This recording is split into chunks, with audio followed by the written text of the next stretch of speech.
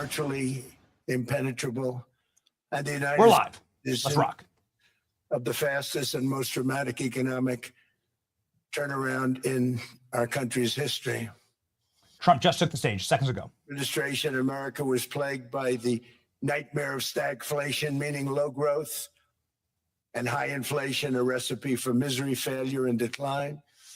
But now, after just 1 year of my policies, we are witnessing the exact opposite. Virtually no inflation and extraordinarily high economic growth. Growth like I believe you'll see very shortly our country has never seen before, perhaps no country has ever seen before. Over the past 3 months, core inflation has been just 1.6%. Meanwhile, fourth quarter growth is projected to be 5.4%, far greater than anybody other than myself and a few others had predicted. Since the election, the stock market has set 52 all-time high records. So that's in 1 year, 52 records, adding $9 trillion in value to retirement accounts, 401ks, and people's savings. People are doing very well. They're very happy with me. Since my inauguration, we've lifted more than 1.2 million people off of food stamps. And after 4 years in which Biden secured less than $1 trillion of new investment in our country, think of that, 1 trillion, substantially less than that. In 4 years, we've secured commitments for a record-breaking $18 trillion. And we think when the final numbers come out, they'll be closer to $20 trillion of investment. That's never been done by any country at any time, not even close. Just over 1 year ago, under the radical left Democrats, we were a dead country. Now we are the hottest country anywhere in the world. In fact, the United States economy is on pace to grow at double the rate that was projected by the IMF just last April. And with my growth and tariff policies, it should be much higher. I really believe we can be much higher than that. And this is all great news, and it's great for all nations. The USA is the economic engine on the planet. And when America booms, the entire world booms. It's been the history. When it goes bad, it goes bad. You all follow us down and you follow us up. And we're at a point that I don't believe we've ever been. I never thought we could do it this quickly. My biggest surprise is I thought it would take more than a year, maybe like a year and 1 month. But it's happened very quickly. This afternoon, I want to discuss how we've achieved this economic miracle, how we intend to raise living standards for our citizens to levels never seen before, and perhaps how you too and the places where you come from can do much better by following what we're doing, because certain places in Europe are not even recognizable, frankly, anymore. They're not recognizable. And we can argue about it, but there's no argument. Friends come back from different places. I don't want to insult anybody and say, I don't recognize it. And that's not in a positive way. That's in a very negative way. And I love Europe, and I want to see Europe go good, but it's not heading in the right direction. In recent decades, it became conventional wisdom in Washington and European capitals that the only way to grow a modern Western economy was through ever-increasing government spending, unchecked mass migration, and endless foreign imports. The consensus was that so-called dirty jobs and heavy industry should be sent elsewhere, that affordable energy should be replaced by the Green New Scam, and that countries could be propped up by importing new and entirely different populations from faraway lands. This was the path that Sleepy Joe Biden administration and many other Western governments very foolishly followed, turning their backs on everything that makes nations rich and powerful and strong. And there's so much potential in so many nations. The result was record budget and trade deficits and a growing sovereign deficit driven by the largest wave of mass migration in human history. We've never seen anything like it. Quite frankly, many parts of our world are being destroyed before our very eyes, and the leaders don't even understand what's happening. And the ones that do understand aren't doing anything about it. Virtually all of the so-called experts predicted my plans to end this failed model would trigger a global recession and runaway inflation. But we have proven them wrong. It's actually just the opposite. In 1 year, our agenda has produced a transformation like America has not seen in over 100 years. Instead of closing down energy plants, we're opening them up. Instead of building ineffective, money-losing windmills, we're taking them down and not approving any. Instead of empowering bureaucrats, we're firing them, and they're going out and getting jobs in the private sector for 2 and 3 times what they're making in government. So they started off hating me when we fired them, and now they love me. Instead of raising taxes on domestic producers, we're lowering them and raising tariffs on foreign nations to pay for the damage that they've caused. In 12 months, we have removed over 270,000 bureaucrats from the federal payrolls, the largest single-year reduction in government employment since the end of World War II. Nobody thought that was coming, but we had no choice. To make a country great, you can't have all federal jobs. We've cut federal spending by $100 billion and slashed the federal budget deficit by 27% in the single year. It's going to go down quite a bit more from that, driving inflation way down from the record highs of the Biden administration. Every month, they went up and up and up. I promised to cut 10 old regulations for every single new regulation.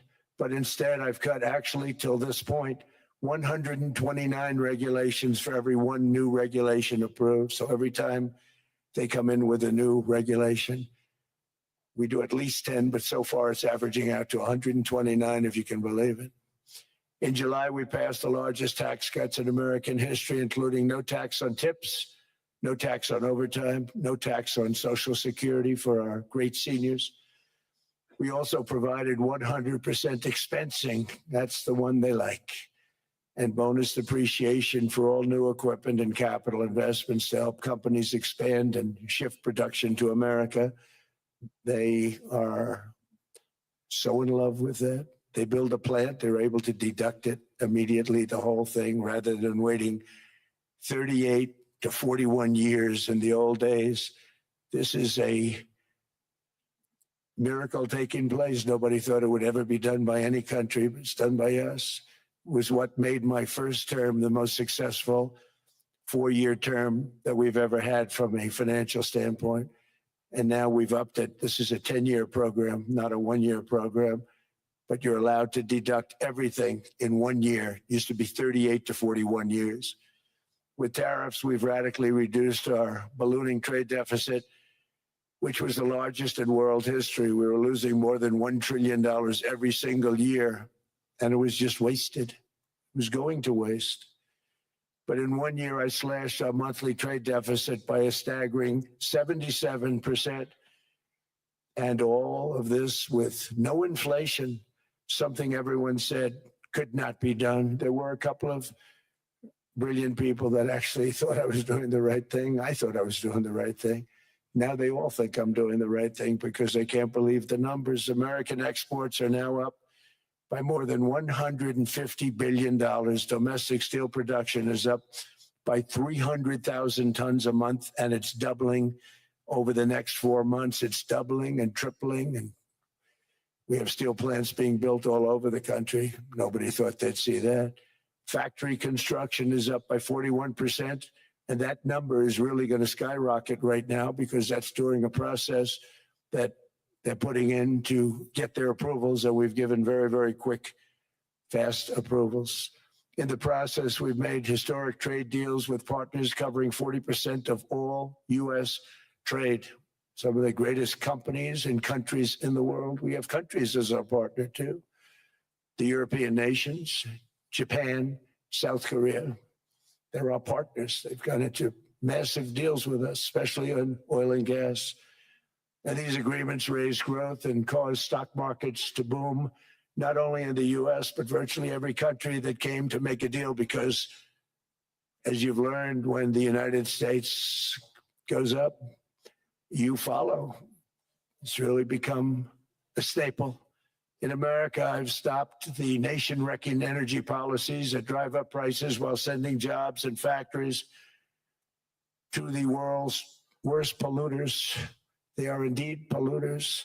Under sleepy Joe Biden, new domestic oil and gas leases fell by 95%. Think of that. And they wonder, why was gasoline going up so fast?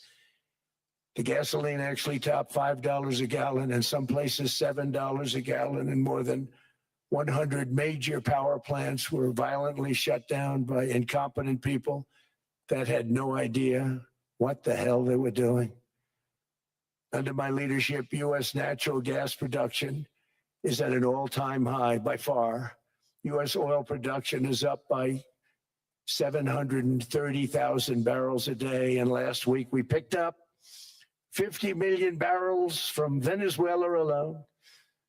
Venezuela has been an amazing place for so many years, but then they went bad with their policies. 20 years ago, it was a great country, and now it's got problems, but we're helping them. And those 50 million barrels, we're going to be splitting up with them, and they'll be making more money than they've made in a long time. Venezuela is going to do fantastically well. We appreciate all of the cooperation we've been giving.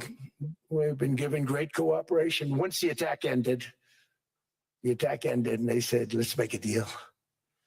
More people should do that. But Venezuela is going to make more money in the next 6 months than they've made in the last 20 years. Every major oil company is coming in with us. It's amazing. It's a beautiful thing to see. The leadership of the country has been very good. They've been very, very smart. The price of gasoline is now below $2.50 a gallon in many states, $2.30 a gallon in most states. Then we'll soon be averaging less than $2 a gallon. In many places, it's already down even lower, $1.95 a gallon. Numerous states are at $1.99, numbers that nobody has heard for years. Actually, since my last administration, we got it down to around those numbers.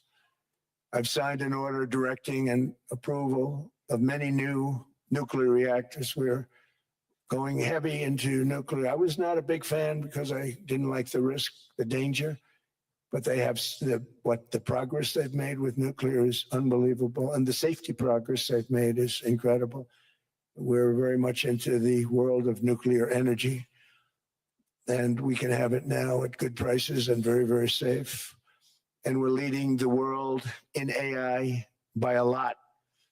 We're leading China by a lot. I think President Xi respects what we've done, in part because I've allowed these big companies building these massive buildings to build their own electric capacity. They're building their own power plants, which when added up is more than any country anywhere in the world is doing. I read recently an article in the Wall Street Journal that China's creating so much energy, and they are. I got to hand it to them. But we're creating as much or more, and we're letting them do that. I'm very proud of it. It was my idea. I said, you can't create this much energy. We needed more than double the energy currently in the country just to take care of the AI plants. And I said, we can't do that. We have an old grid system. And I came up with the idea, you people are brilliant. You have a lot of money. Let's see what you can do. You can build your own electric generating plants. And they looked at me. They didn't believe me. All of the names that are, I think, in the room right now, if you want to know the truth, they didn't believe it. And I said, no, you can't. They came back 2 weeks and they didn't have the plant. They said, we thought you were kidding. I said, no, not only am I not kidding, you're going to have your approvals within 2 weeks. I always say nuclear will take 3 weeks.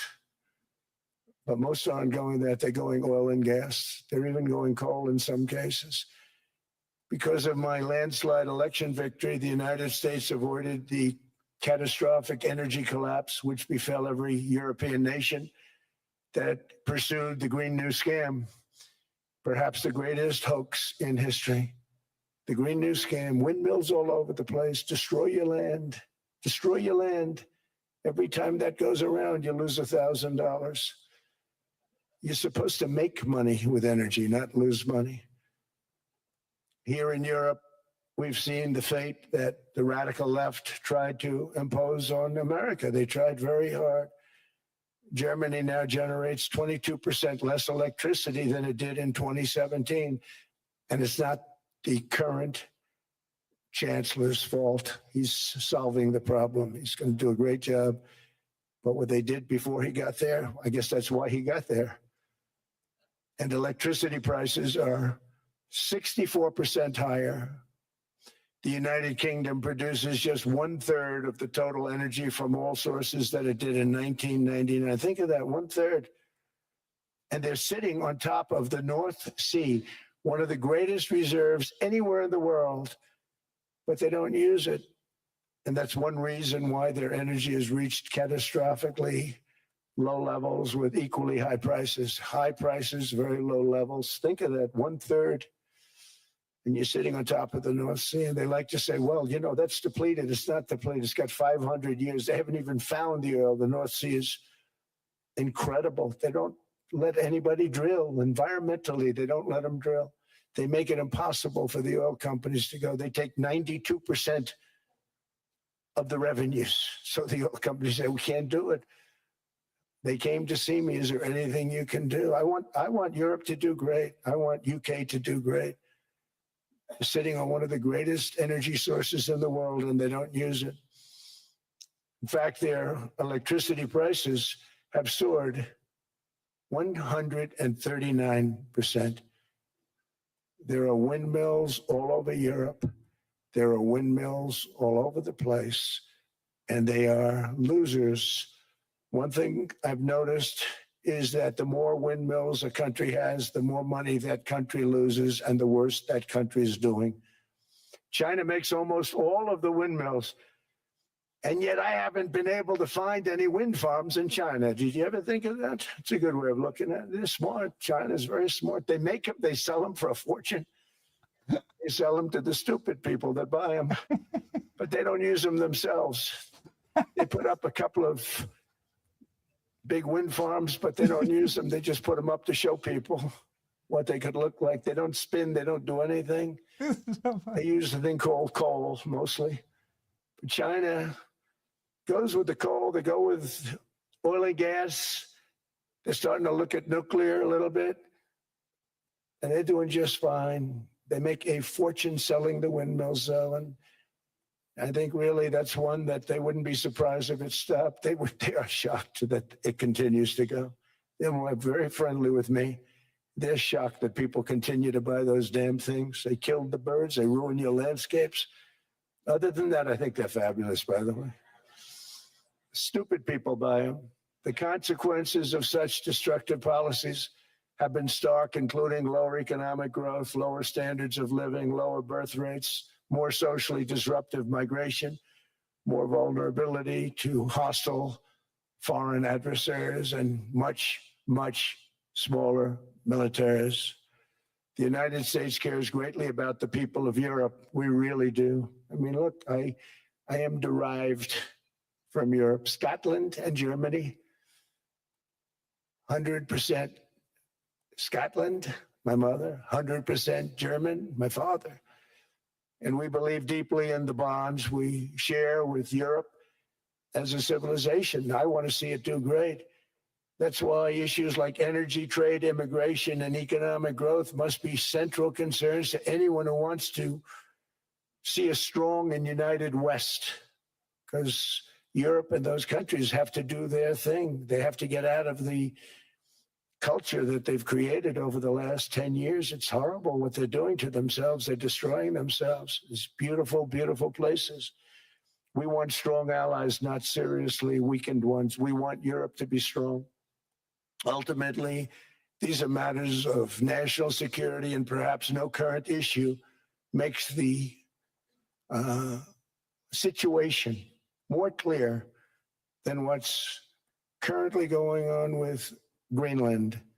Would you like me to say a few words of Greenland? I was going to leave it out of the speech, but I thought I think I would have been reviewed very negatively. I have tremendous respect for both the people of Greenland and the people of Denmark, tremendous respect. But every NATO ally has an obligation to be able to defend their own territory. And the fact is, no nation or group of nations is in any position to be able to secure Greenland other than the United States. We're a great power, much greater than people even understand. I think they found that out 2 weeks ago in Venezuela. We saw this in World War II when Denmark fell to Germany after just 6 hours of fighting and was totally unable to defend either itself or Greenland. So the United States was then compelled, we did it, we felt an obligation to do it, to send our own forces to hold the Greenland territory. And hold it we did at great cost and expense. They didn't have a chance of getting on it, and they tried. Denmark knows that. We literally set up bases on Greenland for Denmark. We fought for Denmark. We weren't fighting for anyone else. We were fighting to save it for Denmark. Big, beautiful piece of ice. It's hard to call it land. It's a big piece of ice. But we saved Greenland and successfully prevented our enemies from gaining a foothold in our hemisphere. So we did it for ourselves also. And then after the war, which we won it big. Without us, right now, you'd all be speaking German and a little Japanese, perhaps. After the war, we gave Greenland back to Denmark. How stupid were we to do that? But we did it. But we gave it back. But how ungrateful are they now? So now our country and the world face much greater risks than it did ever before because of missiles, because of nuclear, because of weapons of warfare that I can't even talk about. 2 weeks ago, they saw weapons that nobody ever heard of. They weren't able to fire one shot at us. They said, what happened? Everything was discombobulated. They said, we've got them in our sights. Press the trigger, and nothing happened. No anti-aircraft missiles went up. There was one that went up about 30 feet and crashed down right next to the people that sent it. They said, what the hell is going on? Those defensive systems were made by Russia and by China. So they're going to go back to the drawing boards, I guess. Greenland is a vast, almost entirely uninhabited and undeveloped territory. It's sitting undefended in a key strategic location between the United States, Russia, and China. That's exactly where it is, right smack in the middle. Wasn't important nearly when we gave it back. You know, when we gave it back, it wasn't the same as it is now. It's not important for any other reason, you know, everyone talks about the minerals. There's so many places. There's no rare earth, no such thing as rare earth. There's rare processing, but there's so much rare earth. And to get to this rare earth, you got to go through hundreds of feet of ice. That's not the reason we need it. We need it for strategic national security and international security. This enormous unsecured island is actually part of North America on the northern frontier of the Western Hemisphere. That's our territory. It is therefore a core national security interest of the United States of America. And in fact, it's been our policy for hundreds of years to prevent outside threats from entering our hemisphere, and we've done it very successfully. We've never been stronger than we are now. That's why American presidents have sought to purchase Greenland for nearly 2 centuries. You know, for 2 centuries, they've been trying to do it. They should have kept it after World War II, but they had a different president. That's all right. People think differently. Much more necessary now than it was at that time, however. In 2019, Denmark said that they would spend over $200 million to strengthen Greenland's defenses. But as you know, they spent less than 1% of that amount. 1%, there's no sign of Denmark there. And I say that with great respect for Denmark, whose people I love, whose leaders are very good. It's the United States alone that can protect this giant mass of land, this giant piece of ice, develop it and improve it and make it so that it's good for Europe and safe for Europe and good for us. And that's the reason I'm seeking immediate negotiations to once again discuss the acquisition of Greenland by the United States, just as we have acquired many other territories throughout our history, as many of the European nations have. They've acquired, there's nothing wrong with it. Many of them, some went in reverse, actually, if you look. Some had great, vast wealth, great, vast lands all over the world. They went in reverse. They stuck back where they started. That happens too. But some grow.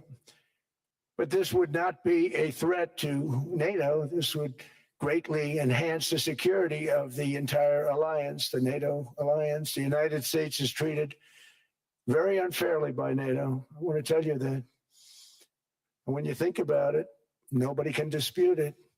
We give so much and we get so little in return. And I've been a critic of NATO for many years. And yet I've done more to help NATO than any other president by far, than any other person.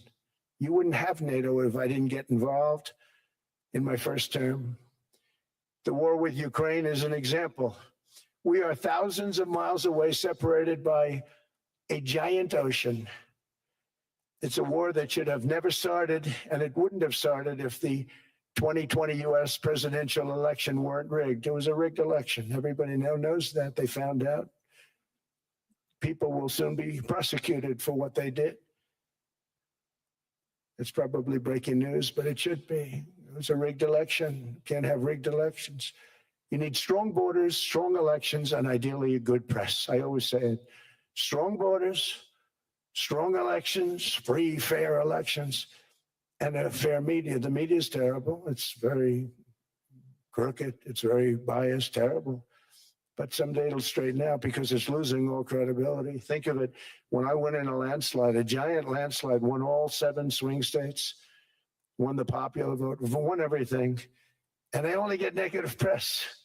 That means that it has no credibility. And if they're going to get credibility, they're going to have to be fair. So you need a fair press. But you also need those other elements. And I inherited a terrible, terrible situation. If you look, the border was open. The inflation was raging. Everything was bad with the United States when I came into office.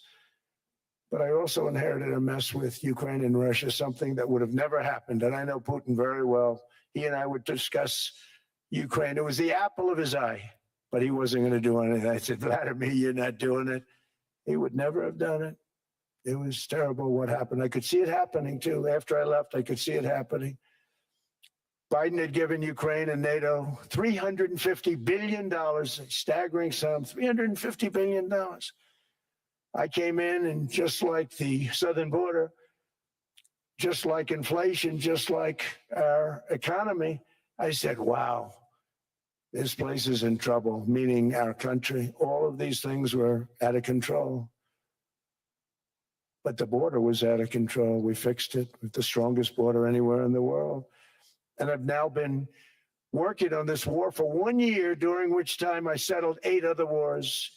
India, Pakistan. I settled other wars that were Vladimir Putin called me, Armenia, Azerbaijan. He said, I can't believe you settled that one. They were going on for 35 years. I settled it in 1 day. And President Putin called me. He said, you know, I can't believe I worked on that war for 10 years trying to settle it. I couldn't do it. I said, do me a favor, focus on settling your war. Don't worry about that one. What does the United States get out of all of this work, all of this money, other than death, destruction, and massive amounts of cash going to people who don't appreciate what we do? They don't appreciate what we do. I'm talking about NATO, I'm talking about Europe. They have to work on Ukraine. We don't. The United States is very far away. We have a big, beautiful ocean separating us. We have nothing to do with it. Until I came along, NATO was only supposed to pay 2% of GDP, but they weren't paying. Most of the countries weren't paying anything. The United States was paying for virtually 100% of NATO. And I got that stopped. I said, that's not fair. But then more importantly, I got NATO to pay 5%, and now they were paying, and now they are paying. So something nobody said was possible. They said, we will never go up higher than 2%. But they went to 5%, and now they're paying the 5. They didn't pay the 2, and now they're paying the 5. And they're stronger for it, and they have an excellent, by the way, Secretary General, who's possibly in the room. Mark, are you here? Yes, he's here. Hello, Mark. We never asked for anything, and we never got anything. We probably won't get anything unless I decide to use excessive strength and force where we would be, frankly, unstoppable. But I won't do that. Okay? Now everyone's saying, oh, good. That's probably the biggest statement I made, because people thought I would use force. I don't have to use force. I don't want to use force. I won't use force. All the United States is asking for is a place called Greenland, where we already had it as a trustee, but respectfully returned it back to Denmark not long ago after we defeated the Germans, the Japanese, the Italians, and others in World War II. We gave it back to them. We were a powerful force then, but we are a much more powerful force now. After I rebuilt the military in my first term and continue to do so today, we have a budget of $1.5 trillion. We're bringing back battleships. Battleship is 100 times more powerful than the great battleships you saw in World War II, those great, big, gorgeous ships, the Missouri, the Iowa, the Alabama. Because I thought maybe we could take them out of mothballs. They said, no, sir, these ships are 100, think of that, 100 times more powerful than those big, magnificent pieces of art that you saw so many times ago, that you still see on television. You say, wow, what a force. 100 times, each ship 100 times more powerful than the big battleships of the past. So that was the end of the mothball story. So what we have gotten out of NATO is nothing except to protect Europe from the Soviet Union and now Russia. I mean, we've helped them for so many years. We've never gotten anything, except we pay for NATO. And we paid for many years until I came along. We paid for, in my opinion, 100% of NATO because they weren't paying their bills. And all we're asking for is to get Greenland, including right title and ownership, because you need the ownership to defend it. You can't defend it on a lease. Number one, legally, it's not defensible that way, totally. And number two, psychologically, who the hell wants to defend a license agreement or a lease, which is a large piece of ice in the middle of the ocean where if there is a war, much of the action will take place on that piece of ice. Think of it. Those missiles would be flying right over the center of that piece of ice. All we want from Denmark for national and international security and to keep our very energetic and dangerous potential enemies at bay is this land on which we're going to build the greatest golden dome ever built. We're building a golden dome that's going to, just by its very nature, going to be defending Canada. Canada gets a lot of freebies from us, by the way. They should be grateful also, but they're not. I watched your prime minister yesterday. He wasn't so grateful. But they should be grateful to us. Canada lives because of the United States. Remember that, Mark, the next time you make your statements. What we did for Israel was amazing, but that's nothing compared to what we have planned for the United States, Canada, and the rest of the world. We are going to build a dome like no other. We did it for Israel. And by the way, I told Bibi, stop taking credit for the dome. That's our technology. That's our stuff. But they had a lot of courage, and they were good fighters, and they did a good job, and we wiped out the Iran nuclear threat like nobody can believe. Nobody's ever seen anything like it. That, Venezuela, taking down Soleimani, wiping out al-Baghdadi when he tried to reinstitute ISIS. We did a lot. I did a lot of big things, all perfectly executed. Everyone was perfectly executed. Somebody told me that, a military expert told me, sir, everything you've done has been perfectly executed. I said, I know. So other presidents have spent, whether foolishly or not, trillions and trillions of dollars on NATO and gotten absolutely nothing in return. We've never asked for anything. It's always a one-way street. Now they want us to help them with Ukraine. And let me say, we're going to. I'm really helping, not even them. I want to see, last week, if you saw, it was 10,000 soldiers, but last month it was 31,000 soldiers died. 31,000, that's this room times, the number of people in this room times 30. Think of it, 30,000 soldiers died in 1 month.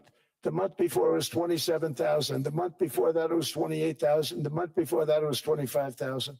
It's a bloodbath over there. And that's what I want to stop. It doesn't help the United States, but these are souls. These are young people. Look like you, look like some of you right in the front row. They go to war. Their parents are so proud. Oh, there he goes, comes back. 2 weeks later, they get a call, your son's head's been blown off. I want to stop it. It's a horrible war. It's the worst since World War II.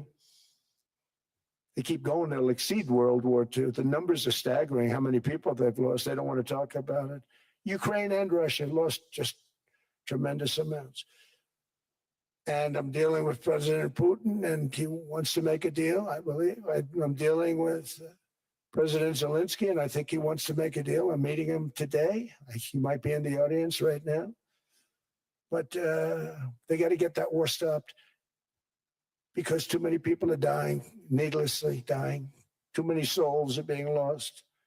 It's the only reason I'm interested in doing it. But in doing it, I'm helping Europe, I'm helping NATO, and I've until the last few days when I told them about Iceland, they loved me. They called me daddy, right? Last time. A very smart man said, he's our daddy. He's running it. I was like running it. I went from running it to being a terrible human being. But now what I'm asking for is a piece of ice, cold and poorly located, that can play a vital role in world peace and world protection. It's a very small ask compared to what we have given them for many, many decades. But the problem with NATO is that we'll be there for them 100%. But I'm not sure that they'd be there for us. If we gave them the call, gentlemen, we are being attacked. We're under attack by such and such a nation. I know them all very well. I'm not sure that they'd be there. I know we'd be there for them. I don't know that they'd be there for us. So with all of the money we expend, with all of the blood, sweat, and tears, I don't know that they'd be there for us. They're not there for us on Iceland, that I can tell you. I mean, our stock market took the first dip yesterday because of Iceland. So Iceland's already cost us a lot of money.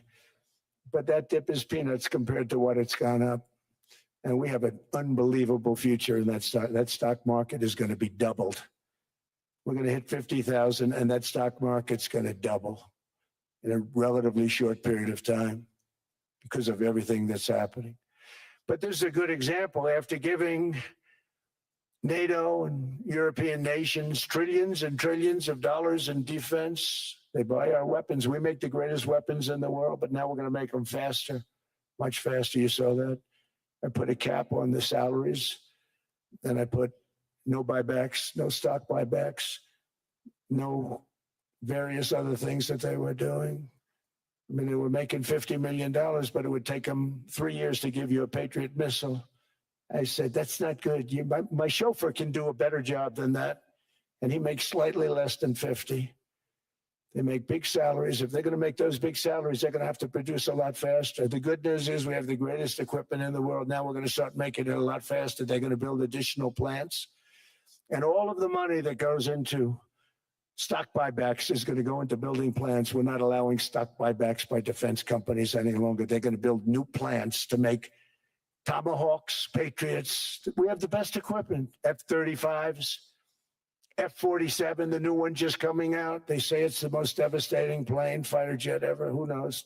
They called it 47. If I don't like it, I'm going to take the 47 off it. I wonder why they called it 47, what to think about that. But if I don't like it, I'm going to take that 47 off. But it's supposed to be the stage 6. It's supposed to be the first stage 6 plane, undetectable, like our B-2 bombers were undetectable. They flew right over Iran. They were undetectable. And they did their job, and they got the hell out of there. So we want a piece of ice for world protection, and they won't give it. We've never asked for anything else, and we could have kept that piece of land, and we didn't. So they have a choice. You can say yes, and we will be very appreciative, or you can say no, and we will remember. A strong and secure America means a strong NATO. And that's one reason why I'm working every day to ensure our military is very powerful. Our borders are very strong. And above all, our economy is strong because national security requires economic security and economic prosperity. And we have the greatest that we've ever had. Biden and his allies destroyed our economy and gave us perhaps the worst inflation in American history. They say 48 years, I say forever, but I think 48 years is the equivalent to forever. Whether it's 48 years or ever, it's terrible, costing the typical family $33,000. What they did to this country should never, ever be forgotten. It's early, but he has to be rated as the worst president we've ever had by far. The auto pen did much of the damage. The auto pen, he was the auto pen president, because I don't believe a sane president would have ever signed the kind of things that he signed. But now grocery prices, energy prices, airfares, mortgage rates, rent, and car payments are all coming down, and they're coming down fast. We inherited a mess, but we've done a hell of a job in 12 months.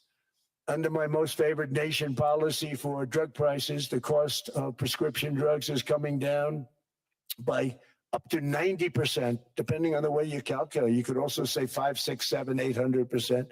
There are two ways of figuring that. But we have a favored nations policy that every president wanted, no president was able to get. I got it, and other nations approved it. And I had to use tariffs in order to get it because they said, no way. In other words, a pill that costs 10% in London costs $130. Think it costs $10 in London, costs $130 in New York or in Los Angeles. And I'd say, boy, that's bad. Friends of mine would say, you know, we go to London, you can buy the stuff for nothing. We go all over the world, we could buy it for nothing. Because basically America was subsidizing every nation in the world because presidents allowed them to get away with it. It became very tough. So when I called up Emmanuel Macron, I watched him yesterday with those beautiful sunglasses. What the hell happened? But I watched him sort of be tough. But he was at $10 for a pill. And I said, Emmanuel, and I have all the big pharmaceutical companies are in total agreement. It wasn't easy, by the way. They're tough, smart. They've been getting away with the scam for a long time. But they gave it up. But they said, you'll never get the countries to approve it. I said, why is that? Because they won't. They always said, we're not paying any more. Get the rest for the United States. So over the years, they stayed the same. We just went up, up, up. And I mean, we would pay 13, 14, 15 times more than some certain countries would. So I said, no, they'll approve it 100%. Sir, you'll never get them to approve it. I said, I guarantee you. But I actually sided with Emmanuel, who probably is in the room too. And I like him. I actually like him. Hard to believe, isn't it? And I said, Emmanuel, you're going to have to lift the price of that pill to $20, maybe $30. Think of that. That means it's a doubling. a doubling of prescription drugs. Might be a tripling, might be a quadrupling. It's not easy. No, no, no, Donald, I will not do that. I said, yes, you will, 100%. He said, no, no, no. You're asking me to double. I said, Emmanuel, you've been taking advantage of the United States for 30 years with prescription drugs. You really should do it, and you will do it. I have no doubt. In fact, I am 100% sure you're going to. No, no, no, I will not do it. Because yes, in all fairness, he has to double or triple. Because the world being a bigger place than the United States, it's not that you meet in the middle. You just have to go up some, and we come down a lot. They go up a little, we come down a lot. So we're at $130, they're at 10. So they may have to go to 20 or 30. No more than that. I said, Emmanuel, you're going to be doubling or tripling? No, no, no. I said, here's the story, Emmanuel. The answer is you're going to do it. You're going to do it fast. And if you don't, I'm putting a 25% tariff on everything that you sell into the United States and a 100% tariff on your wines and champagnes. And that's about 10 times more than what I'm requesting. And you're going to do it. I don't want to go public with it, but you may make me do that. No, no, Donald, I will do it. I will do it. It took me, on average, 3 minutes a country saying the same thing. You will do it. They all said, no, no, no, I will not do it. You're asking me to double the cost of prescription. I said, that's right, because you've been screwing us for 30 years. And they said, we will not do it. I said, that's all right. On Monday morning, we're putting a 25, 30, 50. I gave different numbers for different countries. This is also national security we're talking about. Not fair. We're not going to subsidize the whole world. And every one of those countries have agreed to do it. So one of the biggest things that I've done is the fact that we have now most favored nation. We will pay whatever the lowest price is in the entire world. So our drug prices are going to be coming down by staggering 90%. Again, you could say 1,000%, 2,000%. Depends on the way you want to figure it, but we'll go with the way the fake news likes it better because it sounds, can you imagine a 90% reduction sounds much worse. But drug prices are going to be coming down tremendously in all the nations, and I appreciate them doing it, but they did it. In all fairness, without tariffs, I wouldn't have been able to get it done. After declining $3,000 under Biden, real incomes are up in the United States by $2,000, $3,000, and even $5,000 and more. Home ownership has always been a symbol of health and vigor of American society, but that goal fell out of reach for millions and millions of people in the Biden era because interest rates went up so high. Today, I'm taking action to bring back this bedrock of the American dream. In recent years, Wall Street giants and institutional investment firms, many of you are here, many of you are good friends of mine, many of you are supporters. Sorry to do this, Joe, I'm so sorry. But you've driven up housing prices by purchasing hundreds of thousands of single-family homes, and it's been a great investment for them. Often as much as 10% of houses on the market. You know, the crazy thing is a person can't get depreciation on a house, but when a corporation buys it, they get depreciation. Okay, that's something we're going to have to think about too. I don't know if too many people think about that. You buy a corporation, they buy 500 houses, they buy hundreds of thousands, they buy 500 houses, they can take depreciation. A person sweats and works and buys one house, they can't. But homes are built for people, not for corporations, and America will not become a nation of renters. We're not going to do that. That's why I have signed an executive order banning large institutional investors from buying single-family homes. It's just not fair to the public. They're not able to buy a house. And I'm calling on Congress to pass that ban into permanent law, and I think they will. One of the biggest barriers to saving for a down payment has been surging credit card debt. The profit margin for credit card companies now exceeds 50%, one of the biggest.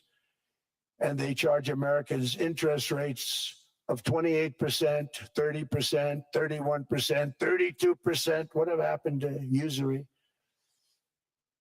So to help our citizens recover from the Biden disaster, all caused by this horrible president, just horrible president.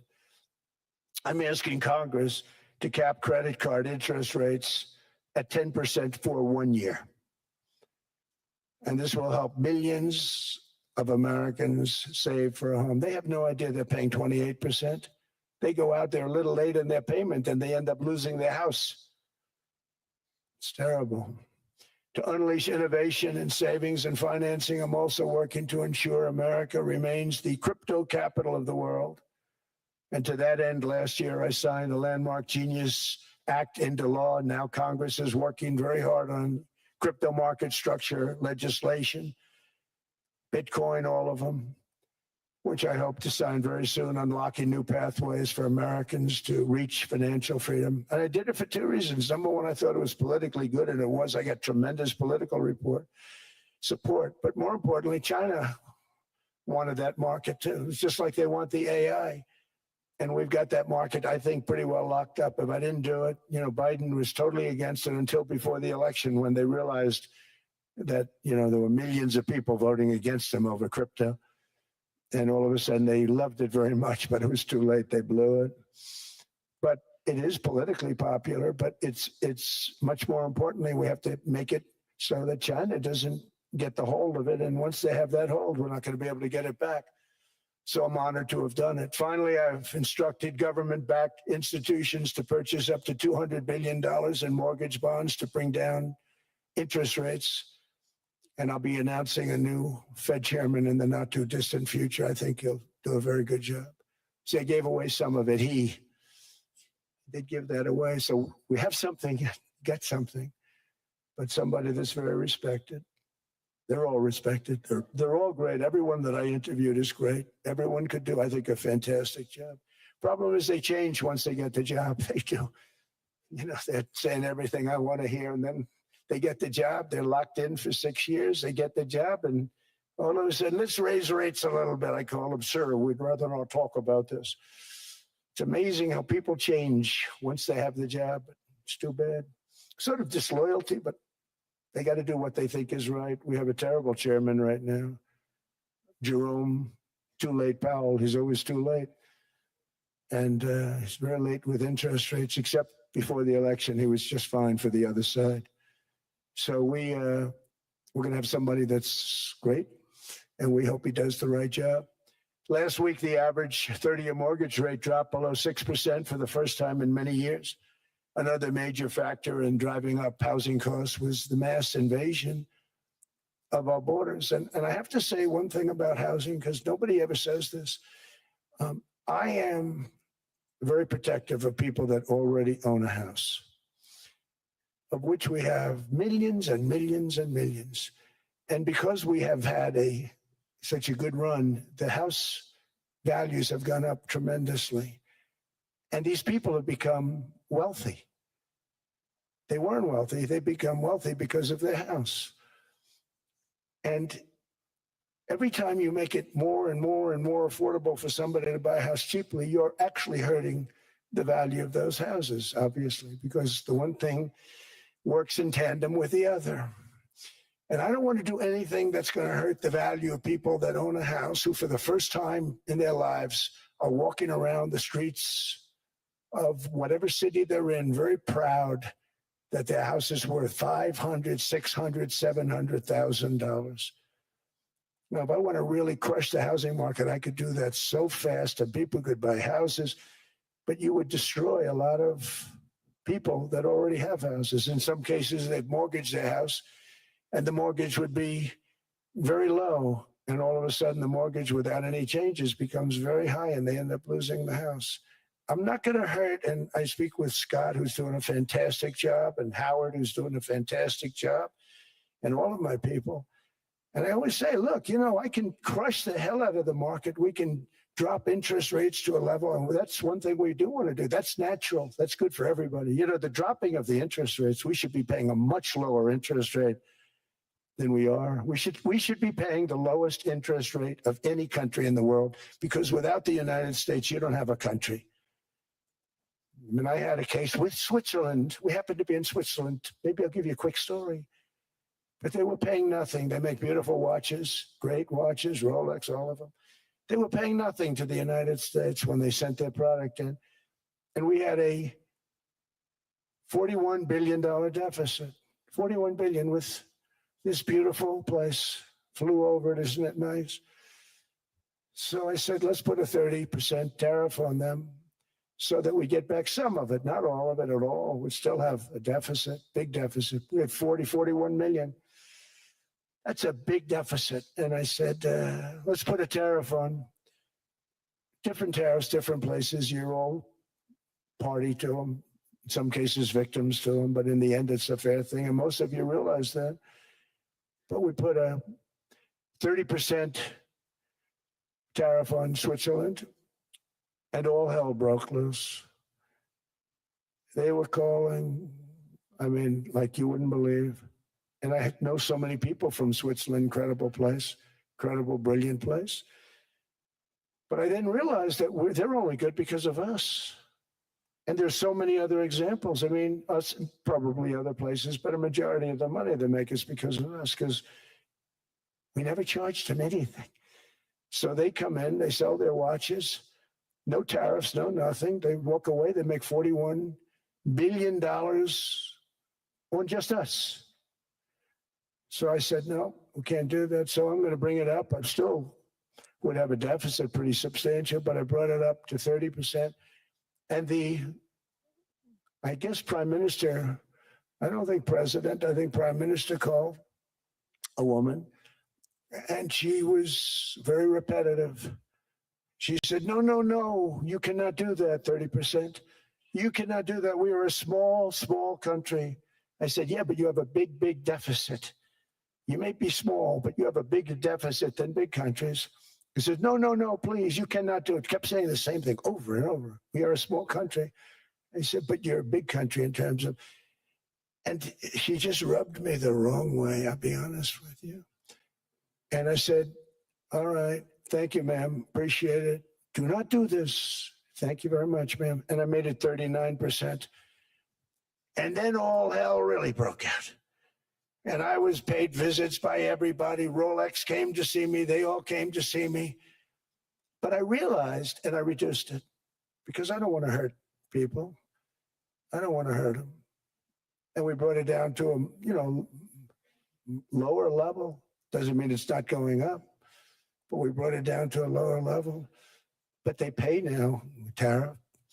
But I realized that we have many places like that where they're making a fortune because of the United States. Without the United States, they wouldn't be making anything. Think of it. Switzerland made $41 billion on us. And as she said, it's a small place. And I realized with that, I don't know, it was so, because she was so aggressive. And I realized in that conversation that the United States is keeping the whole world afloat. Many places, I could give you 6, 7 places just in the people in this little area. I know every one of them. They're sort of, they're looking down. They don't want to see me. They don't want to stare me in the eyes. But they're taking advantage of, everybody took advantage of the United States. But I've been very fair, and I gave them a tariff, and it was fine. But I realized that without us, it's not Switzerland anymore. Without us, it's not any of the countries that are represented here. And we want to work with the countries. We want to work with them. We're not looking to destroy them. I could have said 39, 40%. I could have said I want a 70% tariff, then we make money with Switzerland. But Switzerland would have been probably destroyed, financially destroyed. I don't want to do that. But we should be paying the lowest interest rate of everybody. I hope Scott's listening to this, because we should be paying the lowest interest rate of everybody. Without us, most of the countries don't even work. And then you have the protection factor. Without our military, which is the greatest in the world by far, without our military, you have threats that you wouldn't believe. You wouldn't believe. You don't have threats because of us, and that's because of NATO. One other thing, and I have to say it so importantly, in the old days, and I used to say I'm the youngest in the room. Now I'm among the older. I hate to say it. I don't feel old, but I'm among the older. But I remember not long ago, 20, 25 years ago, when good news came out about, let's say, the United States. The United States had a great quarter. The United States had a great month. All the stocks went up. And that's the way it's supposed to be. Now, when they say the United States had a record quarter, it's unbelievable how well it's doing, all the stocks crash because they say, oh, no, inflation, they're going to raise interest rates. And they do. Some of these stupid people like Powell, they raise interest rates. And what they do is they stop you from being successful. It used to be when we had a great quarter, a great month, great earnings, great anything, any good news, the stock market went up. That's the way it's going to be. We got to do that again because that's the way it should be. Now, when we have a great month, they want to kill it. Like we did over 5%. When people were surprised, we should do 20%. We could do 25%. When we announce good numbers, and the reason is they're so petrified of inflation. And growth doesn't mean inflation. We've had tremendous growth with very low inflation. In fact, growth can fight inflation, proper growth. So we want to get back to the days when we announce great numbers because we're going to be announcing phenomenal. You know, all these factories that are being built at record, thousands of businesses are being built right now. Remember, $18 trillion is invested. I think the second number is 3. And that was China many years ago. Investments in the country from outside. 18 trillion, nobody's ever seen. And that's money coming in and building things, factories. Thousands of businesses are being built, thousands. Hundreds of big factories, car plants are moving back to the United States. They're coming in from Canada. They're coming in from Mexico, from Japan. Japan's coming in and building plants here in order to avoid tariffs. They're coming in from China. They're coming in from all over the world. We have more plants being built now, car plants, than we've ever had built, even in the heyday from the 1940s and 50s. And they're bigger. They don't use renovations anymore where they take an old plant, they rip it down, they build a brand new plant, super modern plant. But it's happening at levels that nobody's ever seen. In 2024, the U.S. built less than 2 million new homes, but Biden admitted more than 8 million new migrants. And those days are over. In 2025, for the first time in 50 years, the United States had reverse migration. Boy, that was nice. And these were criminals that were being taken out of our country because they allowed people to come into our country from jails, from gangs, drug dealers, murderers. 11,888 murderers. We've gotten most of them out. And then ICE gets beat up by stupid people from leadership in Minnesota. We actually are helping Minnesota so much, but they don't appreciate it. Most places do. You know, Washington, D.C. is the safest place now in the United States. It was a very dangerous place to walk. And now you can walk with your wife, your kids right through the middle of the city. Right now, Washington, D.C. is as safe as it gets. It was one of the most unsafe. I had to admit, we sent in the military, the National Guard. Within 2 months, it was great. Within 3 months, it's like a really great place and a safe place and a beautiful place. It's even been cleaned up. The graffiti's gone. The fences are gone. We don't have to worry about fences anymore. All of the places, the grasses are cut and replaced with new grass in many cases. It's all going to happen in the spring. But Washington and D.C. is beautiful again, and it's safe. New restaurants are opening up. They're all closing. Now you can't get into a restaurant. Restaurants in Washington, D.C. are all opening. Memphis also, Memphis, Tennessee, New Orleans, Louisiana. We're there for 3 weeks. We've cut the crime down by 64%. Within another month, we'll have virtually no crime there. We can do that all over. We're going to help the people in California. We want to have no crime. I know Gavin was here. I used to get along so great with Gavin when I was president. Gavin's a good guy. And we're going to, if he needed it, I would do it in a heartbeat. I'd love to see. We did help them a lot in Los Angeles, a lot with the early in my term when they had some problems. but we would love to do it. I will say this, if I were a Democrat governor or whatever, I would call up Trump. I'd say, come on in, make us look good, because we're cutting crime down to nothing. And we're taking people out, career criminals who are only going to do bad things, and we're bringing them back to their countries. But where we've done it, it's been amazing. And we have a capacity to do it at much greater levels. We're cutting illegal aliens off welfare and other government benefits. And I have directed that starting immediately, there will be no more payments to sanctuary cities, because they are really just sanctuaries for criminals. They're really protecting criminals. And those are the ones we have to get out of the country: murderers, drug dealers, the mentally insane. They emptied their mental institutions into the United States. And despite that, we have the lowest crime numbers that we've ever had in the history of the country. Just came out. But equally importantly, we're cracking down on more than $19 billion in fraud that was stolen by Somalian bandits. Can you believe that Somalia, they turned out to be higher IQ than we thought?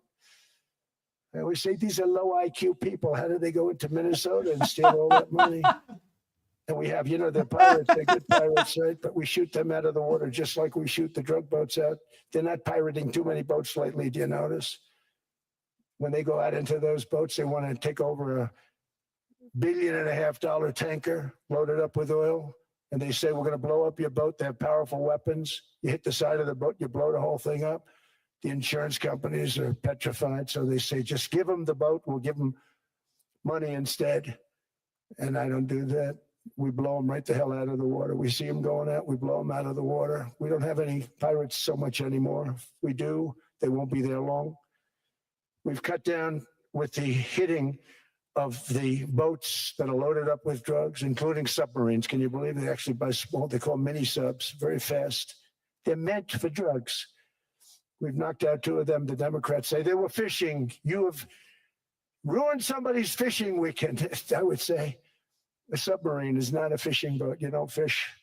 But we've knocked down drugs by water, the oceans, the sea, by 97.2%. Think of that. And I actually say, who the hell are the 3%? Because I would not want to be piloting one of those boats. We knocked them down, and now we're going to start on land. We're going to knock it all out. The land is the easy part. What we did on sea is incredible, and that's our great military. The situation in Minnesota reminds us that the West cannot mass import foreign cultures, which have failed to ever build a successful society of their own. I mean, we're taking people from Somalia, and Somalia is a failed, it's not a nation, got no government, got no police, got no military, got no nothing. And then we have this fake congressperson who they just reported is worth $30 million. You believe this? Ilhan Omar, talking about the Constitution provides me. She comes from a country that's not a country, and she's telling us how to run America. Not going to get away with it much longer, let me tell you. The explosion of prosperity and conclusion and progress that built the West did not come from our tax codes. It ultimately came from our very special culture. This is the precious inheritance that America and Europe have in common. We share it. We share it, but we have to keep it strong. We have to become stronger, more successful, and more prosperous than ever. We have to defend that culture and rediscover the spirit that lifted the West from the depths of the Dark Ages to the pinnacle of human achievement. We live in an incredible, changing period. It's an unbelievable time, but we have to take advantage of the time that we're in. In our hands are technologies that our ancestors could scarcely have. I mean, they couldn't have even dreamt some of the things that we see today. And so rapidly they're produced. I mean, AI, 2 years ago, nobody ever heard of the term, and now everybody's talking about it. And it can have some very good purpose. It could also have some dangerous purpose. And for that, we have to watch out. But some tremendous things are happening because of it. And we're leading by so much. We're doing so well. But opportunities that are bigger and grander than ever before in human history are right before us. It is the pioneers in this room. Many of you in this room are true pioneers. You're too truly brilliant people. Just your ability to get a ticket is brilliant because you have about 50 people for every seat. I don't know what, that's Larry. Everything Larry touches turns to gold. He made this very successful. But you're in this room, and some of you are the greatest leaders anywhere in the world. You're the greatest brains anywhere in the world. And the future is unlimited, and to a large part because of you, and we have to protect you, and we have to cherish you. I always say we have to cherish our brilliant people because there aren't many of them. So together with confidence, boldness, and persistence, let us lift up our people, grow our economies, defend our shared destiny, and build a future for our citizens that is more ambitious, more exciting, more inspiring, and greater than the world has ever seen. We're in a position to do things that nobody else has ever even thought of before. And many of the people in this room are the ones that are doing it. And I want to congratulate you, and I'm with you all the way. You can do things that nobody else can even think about. So I congratulate you on your tremendous success. And the United States is back, bigger, stronger, better than ever before. And I'll see you around. Thank you all very much. Thank you very much.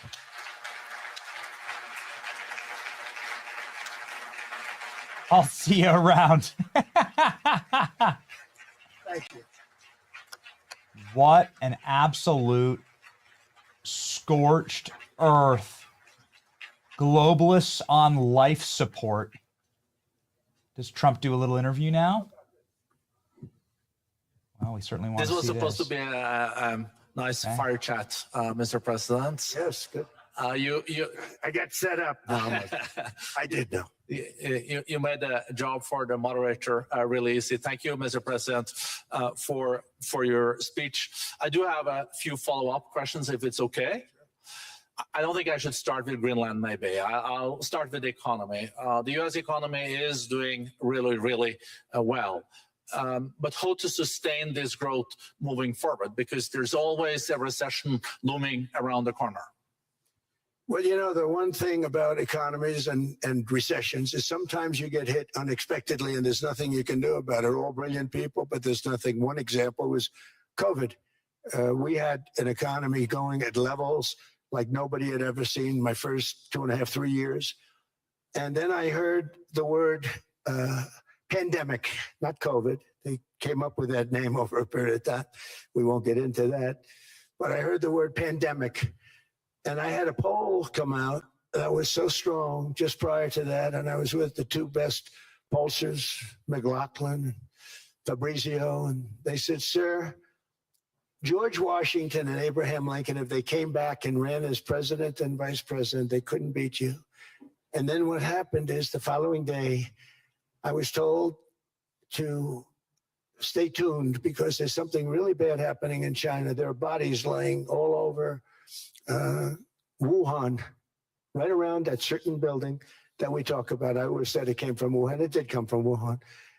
And they were body bags. We saw it by satellite. And they said, there are strange things happening in China. And so it began. And we ended up with the COVID and the whole world suffered. We did a phenomenal job. I don't think we got the credit we deserved. We did something that Operation Warp Speed, which some people say was one of the greatest military feats ever. We did a great job. Use our military, use a lot of people. But sometimes you get hit with things, nothing you can do. You get hit with things like that unexpectedly. And we got through it. And when I left, the stock market was higher than it was previous to the COVID coming up. And that was, I called it a great achievement. But things happen, bad things happen. The things that we can stop are wars if we're smart. That we can stop. Those are a matter of being intelligent and having intelligent people on the other side, because wars are the worst of all. Wars are worse than anything. But we can stop wars because that's sort of up to us. But things like dust flying in the air, wherever COVID comes from or whatever comes, sometimes you have to be a little bit lucky. But we are poised to have an economy like no other, not only in this country, but anywhere. And you know, when you hear the kind of numbers that I can tell you that Scott Bessent was with me the other day, and he's looking at numbers. He said, I can't. And that's all he's done his whole life, pretty much your whole life. Scott, you weren't going to be a football player, I don't think. Scott was not that great at football, but he was always good at numbers, right? And he was looking at numbers. He said, I've never seen anything like this. We're poised to do things that no other country's ever done. And, you know, luck, I hate to say it, but we need a little luck. We don't want to get hit by something that nobody could have thought. Whoever thought we were going to hit by a pandemic? You know, when I heard the word pandemic, I said, oh, that's an ancient problem.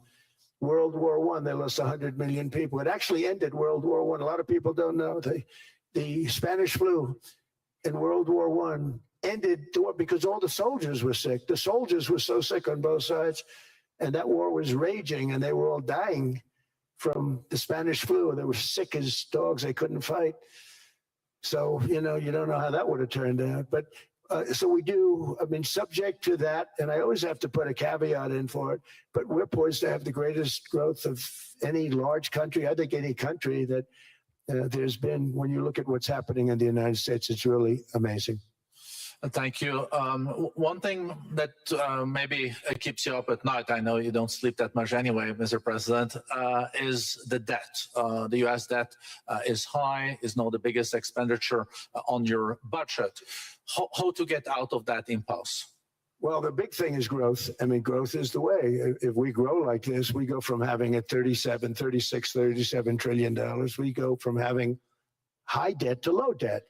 But we also are cutting expenses, you know, the old-fashioned way. We have extraordinary growth. I think we're going to be growing our way out. I think we're going to be paying off debt. We're taking in tremendous money from tariffs fairly. And again, I'm using them judiciously. You know, Switzerland's a case study. I could have gotten much more. I could have asked for much more. But we're using them judiciously. But I think growth, most importantly, and then cutting costs. Now, if you take a look at Minnesota, $19 billion in fraud and other things.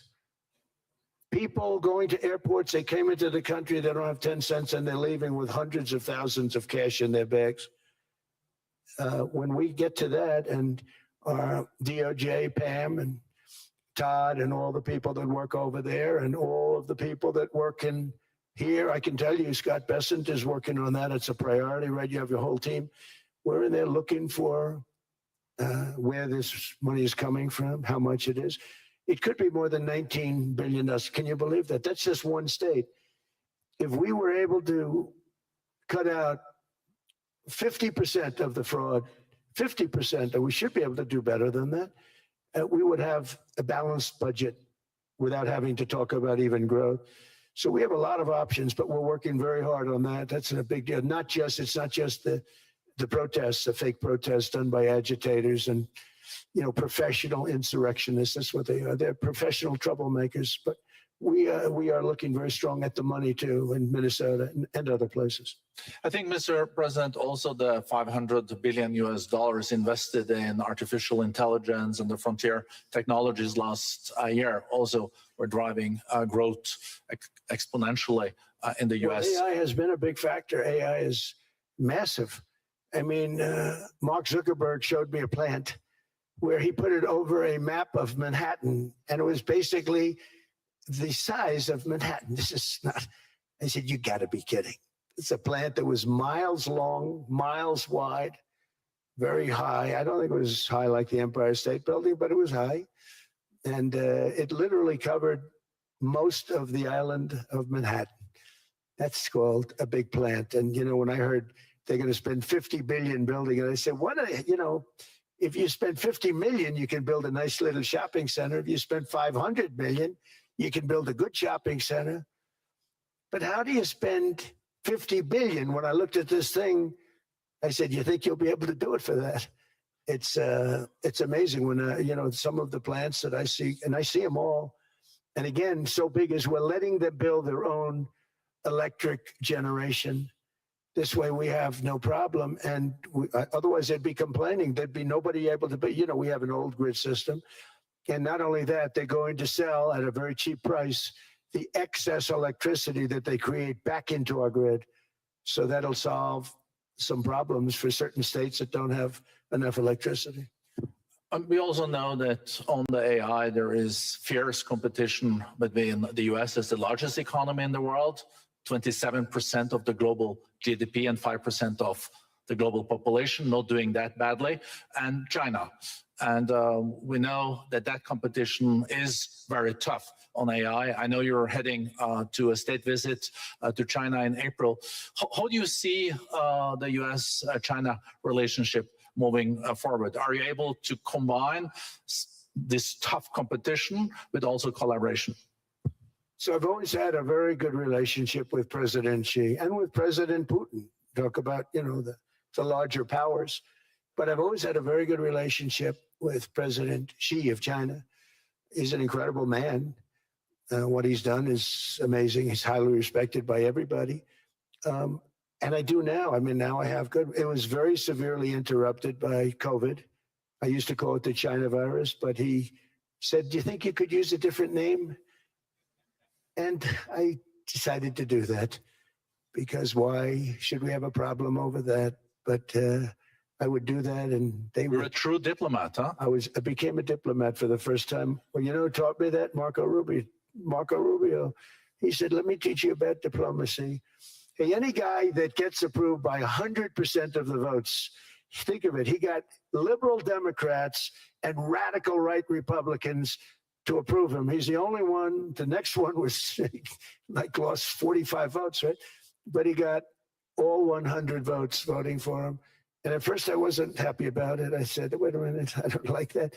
And now it turns out that the Democrats probably wish they didn't do that. And Marco has been fantastic. Marco, stand up, please. You have done a great job as Secretary of State. He's going to go down as the best Secretary of State. And Scott, and we have Susie, who's the first female Chief of Staff, and she's the best Chief of Staff, too. And I see Howard Lutnick, who I know spoke, and Howard's fantastic. Some of the deals we're doing are great. And I want to pay particular attention because we have Chris. And Chris, you got up and spoke, I think. He's the #1 oil man in the world because I was going to put Doug Burgum, who's fantastic. I don't know if Doug's here. Is Doug here? Doug Burgum is fantastic. He said, "Sir, there's one man better than me." And he introduced me to Chris. And he turns out to be. So we're drilling more oil and gas now than we ever have by almost double. Is that right, Chris? And on top of it, we get a lot coming out of Venezuela. So anyway, so we're doing great. The country is just doing great. We have great people. Thank you. And I see other people. We have Steve Witkoff. We have Jared. I got so many people. I'm in trouble because when I go back, they're going to be people with long faces. Sir, you didn't introduce me. I got so many people. And we have a lot of the greatest people anywhere in the world. I know them all. So I won't continue because we'd be here all day. Thank you, Mr. President. We also know that you're a deal maker, and then maybe coming back to Greenland and Ukraine. What kind of deal in the end do you see between the U.S. And Denmark? Because, I guess you see it now as a negotiation going on, or? Well, it's costing Denmark hundreds of millions a year to run it. And Denmark's a small country and they're wonderful people. But, it's very expensive. It's a very big piece of ice. And it's very important. I mean, I don't want to repeat the speech, but it's very important that we use that for national and international security.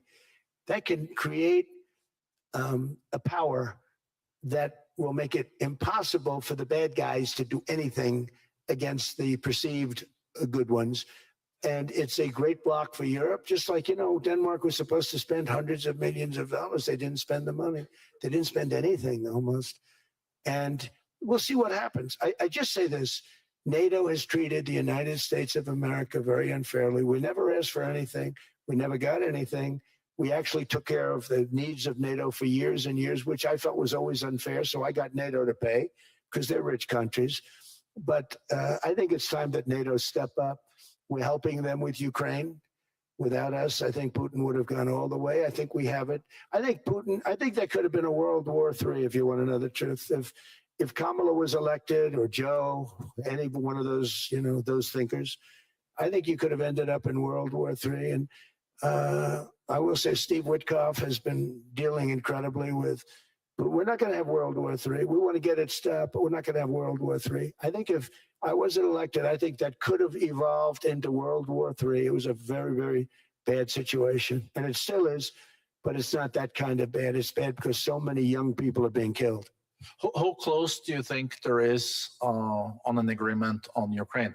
I had the pleasure of speaking with Steve Witkoff and Jared Kushner yesterday. I know they're working hard on it. I know that they're also traveling now. Do you see this very close or still? Well, I hate to say it. I thought that was going to be, so I settled 8 wars plus. And I thought that was going to be one of my easier ones. Not the easiest. Some I settled in a matter of hours because I'm good at that stuff. The United Nations should be doing this. I shouldn't be doing it, but it doesn't matter. It's got to get done, saving a lot of lives. We're saving millions of lives. With Ukraine, Russia, there's tremendous hatred between President Zelensky and President Putin. That's not good. That's not good for settlements. We know from dealing. There's abnormal hatred. With that being said, I think Russia wants to make a deal. I think Ukraine wants to make a deal. And we're going to try getting a deal done. I think, Steve, I think I can say that we're reasonably close. But what happens is oftentimes we'll have a deal with Russia. Russia's set, and President Zelensky will not do it. You saw that when he was in the Oval Office. I was not happy. And then we'll have President Zelensky wants to make a deal, and Putin doesn't want to make the deal. It's a very difficult balance, and it's big time, and it is. To use a word, it's a bloodbath. It's horrible what's happening. It's a drone war. The drones are killing, thousands of people a week, thousands. We have to get it stopped. So I believe they're at a point now. I'm going to meet with President Zelensky later today. I believe they're at a point now where they can come together and get a deal done. And if they don't, they're stupid. That goes for both of them. And I know they're not stupid. But if they don't get this done, they are stupid. So I don't want to insult anyone, but you got to get this deal done. Too many people are dying. It's not worth it.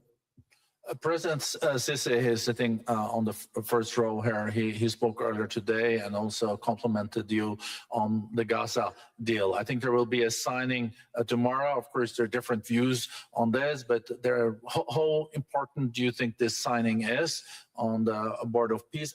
And do you think this is going to sustain? Do you think we now will see Gaza reconstructed and the billions of US dollars invested? I do. I mean, I think we have peace in the Middle East. There are some little situations like Hamas, and Hamas has agreed to give up their weapons. Now, they were born with a weapon in their hand, so it's not easy to do. When they were born with a rifle in their hand. It's not an easy thing for them, but that's what they agreed to. They've got to do it. And we're going to know, Jared, over the next 2 or 3 days, certainly over the next 3 weeks, whether or not they're going to do it. If they don't do it, they'll be blown away very quickly. They'll be blown away. We have 59 countries that are part of that whole peace deal. And some of those countries aren't even they're near the Middle East, but they're not in the Middle East traditionally. And they want to come in and take out Hamas. They want to come in. They want to do whatever they can. There's a problem with Hezbollah in Lebanon, and we'll see what happens there. But that's a problem. But there are these little flames, but there's peace in the Middle East. Now, had we not gone in and knocked out with those big, beautiful, we just ordered 25 brand new ones, the latest and the greatest, the B-2 bomber. Think of them, they went in there at 2 o'clock in the morning with no moon, no light, no nothing, and every single one of those massive bombs hit its target, 100,000-pound bombs hit its target, every one of them. And then on top of it, from a submarine 300 miles away, we hit the sites with Tomahawks, which is an unbelievable weapon. So, we did our job. If we didn't do that, you would have never had peace in the Middle East. And the countries like Saudi Arabia, UAE, and Qatar could never have, and others could never have signed anything because you would have had this dark cloud, and the dark cloud was Iran with nuclear. Iran would, if we didn't take them out, they would have had a nuclear weapon within 2 months. They were very close to having the nuclear weapon, and we hit them hard. And it was a total obliteration. If they may try again, but they're going to have to try from a different area because that area was obliterated. Incredible thing we did. And because we did that, we were able to make peace. If we didn't do that, I would say, Jared and Steve, if we didn't do that, there was no chance of making peace because the countries I just named and other countries could have never signed off. They were afraid. They were afraid. We had a bully. The bully was Iran, the bully of the Middle East. They used to call it for years. They were the bully of the Middle East. They're not the bully of the Middle East anymore. Mr. President, I know you even had to change plane last night, so I guess you didn't have much sleep. But I think but your energy is still there. I know you have several bilateral meetings. I know you're also hosting a reception. So thank you so much for coming back to Davos. Thank you so much. It's highly appreciated. Well, thank you very much. Thank you, everybody, very much. Thank you. Thank you. Rowdy, that was just unbelievable. Oh, man. They're yelling questions at Trump. Okay. Just wanted to see if Trump will take some questions maybe from the audience. I mean, goodness gracious. What are we talking about, Killer Klein? 90 minutes live for President Trump at Davos, where he put globalists on life support. Actually, he pulled the plug. And he just said globalism has failed. Your windmills have failed. Your stupid immigration policies have failed. Your economy has failed. Your security has failed. You have failed your own people. You're despised by your own people. We hate you, and you don't want to be on the wrong side of the United States empire. Show me Trump with the red carpet. He's the only world leader that got the red carpet treatment here in Davos. Look at that. You ever seen a red carpet for the helicopter? Look at the red carpet helicopter. Yo! Ladies and gentlemen, we have some highlights. President Trump saying he's going to send back all the Somalis. And President Trump going in hard on some of the major domestic issues here. Some of the big time reporting out of the White House is that this is going to be Trump's last international trip for a very long time. Trump's going to be focused domestically on selling his agenda and winning the midterms.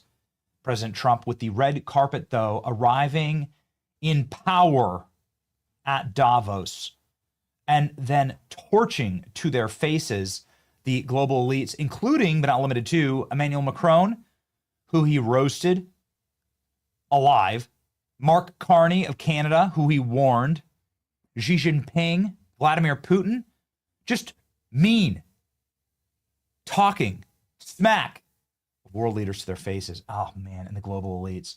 Announcing some big-time housing policies here domestically, that he's going to ban institutional capital and hedge funds from buying homes and artificially inflating the prices of homes here domestically. President Trump predicting a doubling of the stock market. And these are just some of the victories off the top of the dome for President Trump. Ladies and gentlemen, welcome back. Today is January 21st, 2026, the year of our Lord. It is Wednesday, and President Trump has just gone scorched earth in the icy tundras of Switzerland and Davos against the globalists who are not even on life support. They are gone, ladies and gentlemen. R.I.P. Play the bagpipes, or actually don't. Dump them in the river. This is the end of the globalist movement. President Trump has ushered in something completely new. The tectonic plates are shifting. And of course, who could forget Donald Trump simply saying, we want Greenland as a tribute for the protection of Europe. All of you would be speaking Russian or German right now. For the protection of Europe, we've preserved and saved your stupid little cultures for long enough. You're going to give us Denmark. And as we have often said on this program, America already had Denmark. We were the administrators of Denmark when the Germans defeated the Danes in less than 6 hours with barely a shot being fired. So yes, this is a massive, massive win. Donald Trump admitting the use of sonic weapons in the capturing of Maduro, dancing on the black-bagged communist dictator Ladies and gentlemen, we'll also have Jim Jordan joining the show in just a moment, checking in with my producers, as we have been rolling with President Trump this morning for the better part of like 2 hours, about 2 hours. Killer Klein, yes, we were sitting here. And Donald Trump just like right on time, like a Swiss watch. President Trump bringing the lulz and bringing the smack talk to, oh, that's just great. All right. My name is Benny Johnson, and this is The Benny Show. Some of our partners who have been waiting are American Century, brought to you, ladies and gentlemen, by American Financing. This is precisely what President Trump was talking about, usury rates for credit cards. That can be a major killer. It can be something that robs you of your American future. Get out from under that debt. Trump says that he wants to cap that at 10%. Wild. That is a rowdy, unbelievable victory for Donald Trump. These are like policies that the left will like. I mean, listen, far be it from me to say it, but like Trump's been calling Elizabeth Warren.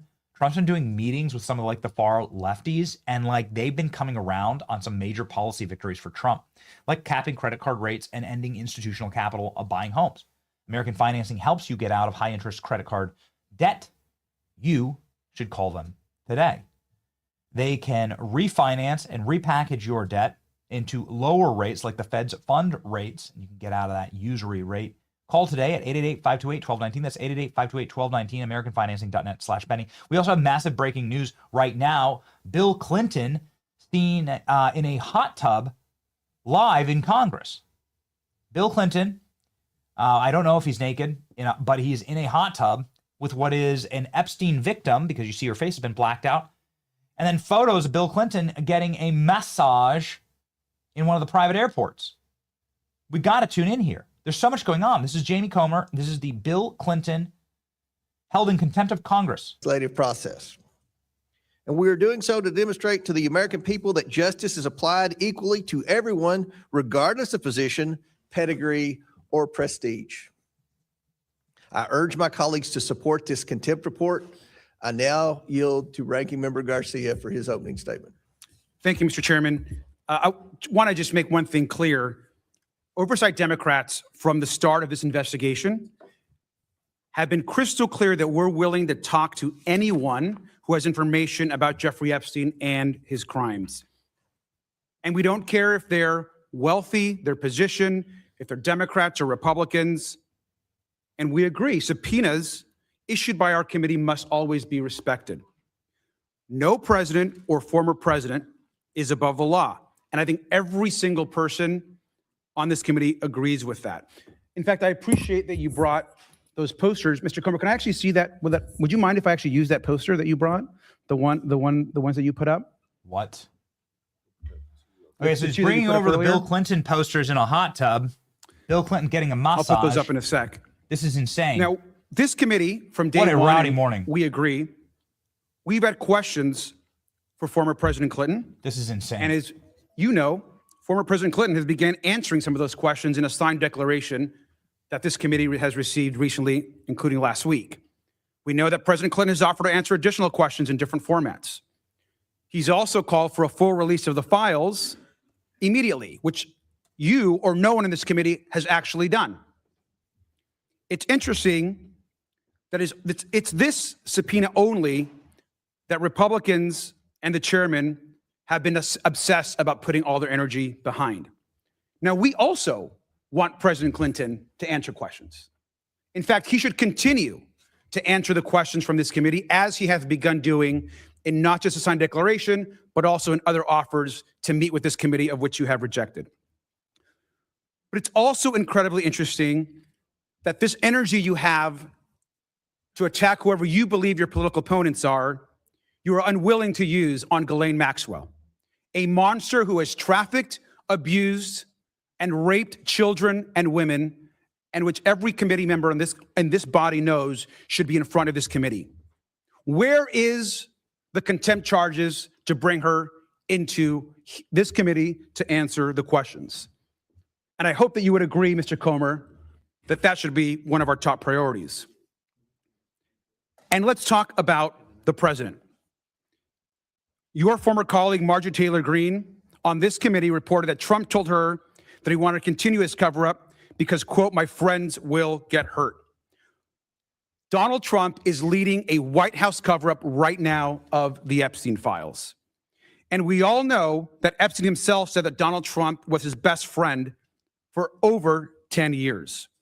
And it is shameful, illegal, and unconstitutional that the Department of Justice has released 1% of the files. 1% of the files. Where is the pressure to get Pam Bondi to release the files? Instead, your focus and the committee's focused on whoever you perceive to be your enemies, and the enemies of Donald Trump. Because let's be clear, we want to talk to President Bill Clinton. We want him to answer our questions. We also want Ghislaine Maxwell to answer our questions. We also want to understand why Pam Bondi refuses to release all the files. 1% of the files have released. Millions have been left. No publications for weeks.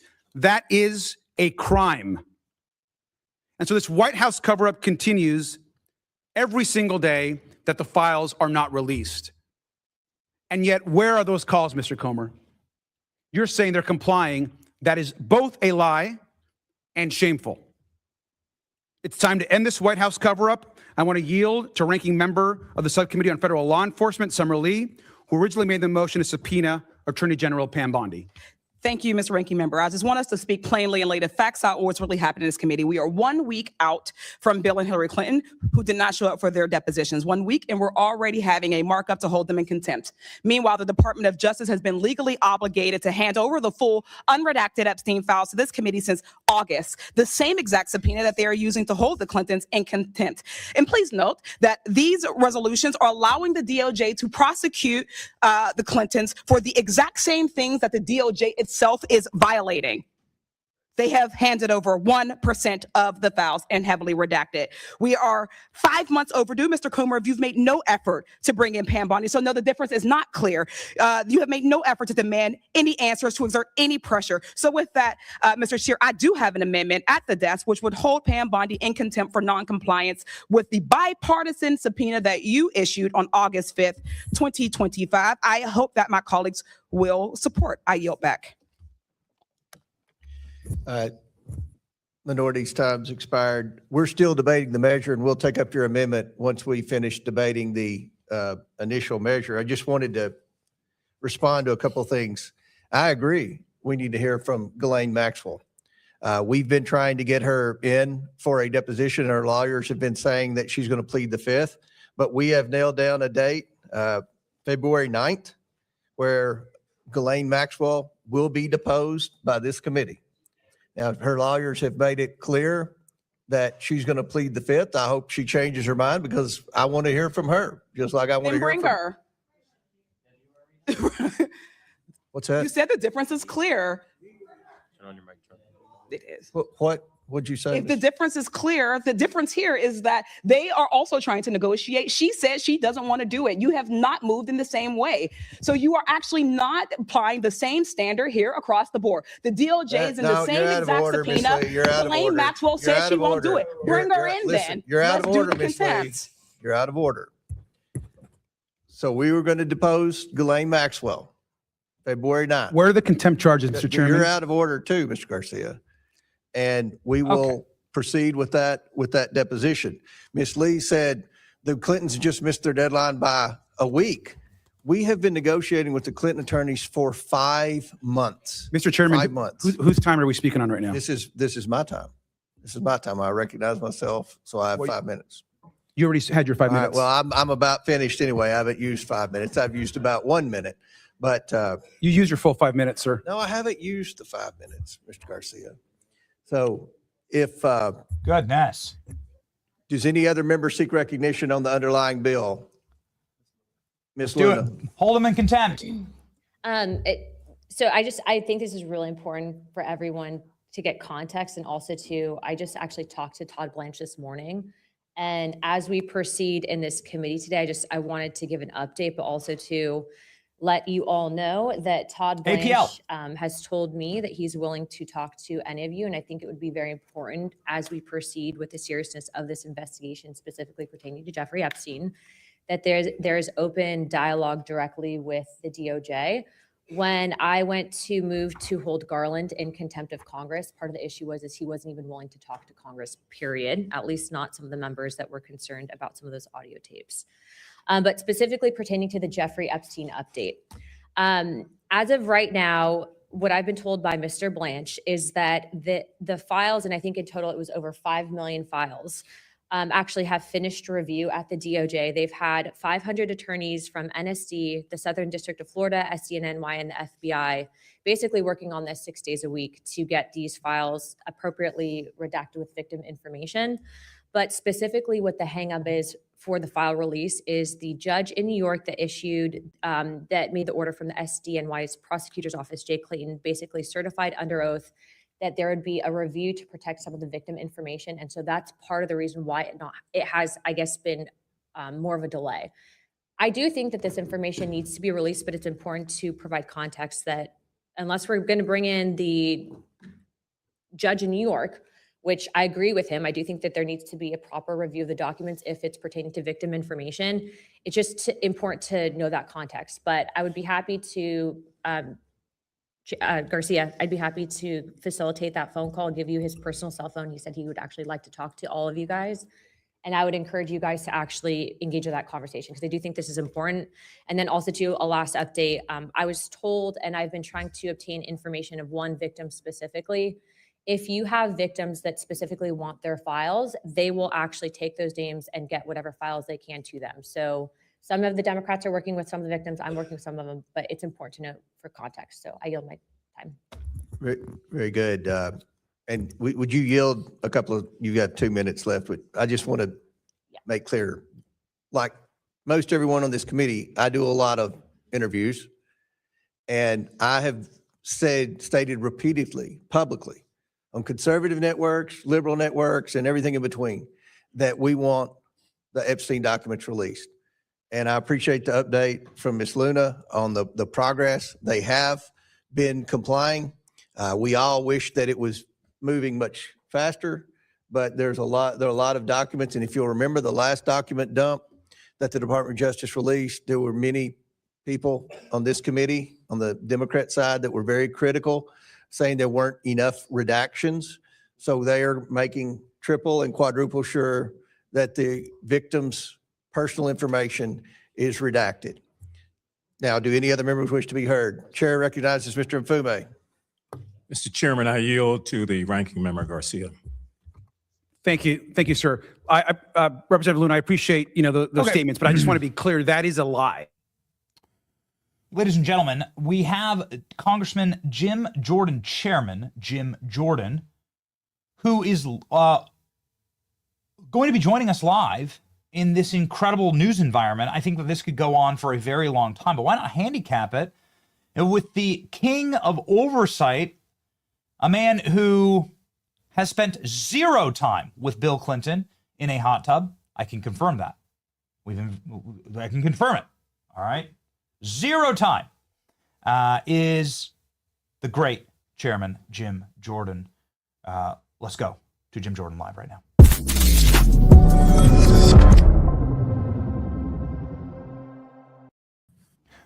Congressman, thank you. Thank you for confirming. We've been doing our investigation. Okay. Yeah. Our team went out and did interviews with you and your staff, and we found 0 evidence of you on any of Epstein's private jets. You received 0 massages in private airports, and spent 0 time in marble-lined bathtubs with Ghislaine Maxwell. Yeah, very true. Yeah, very true. Good but to be with you.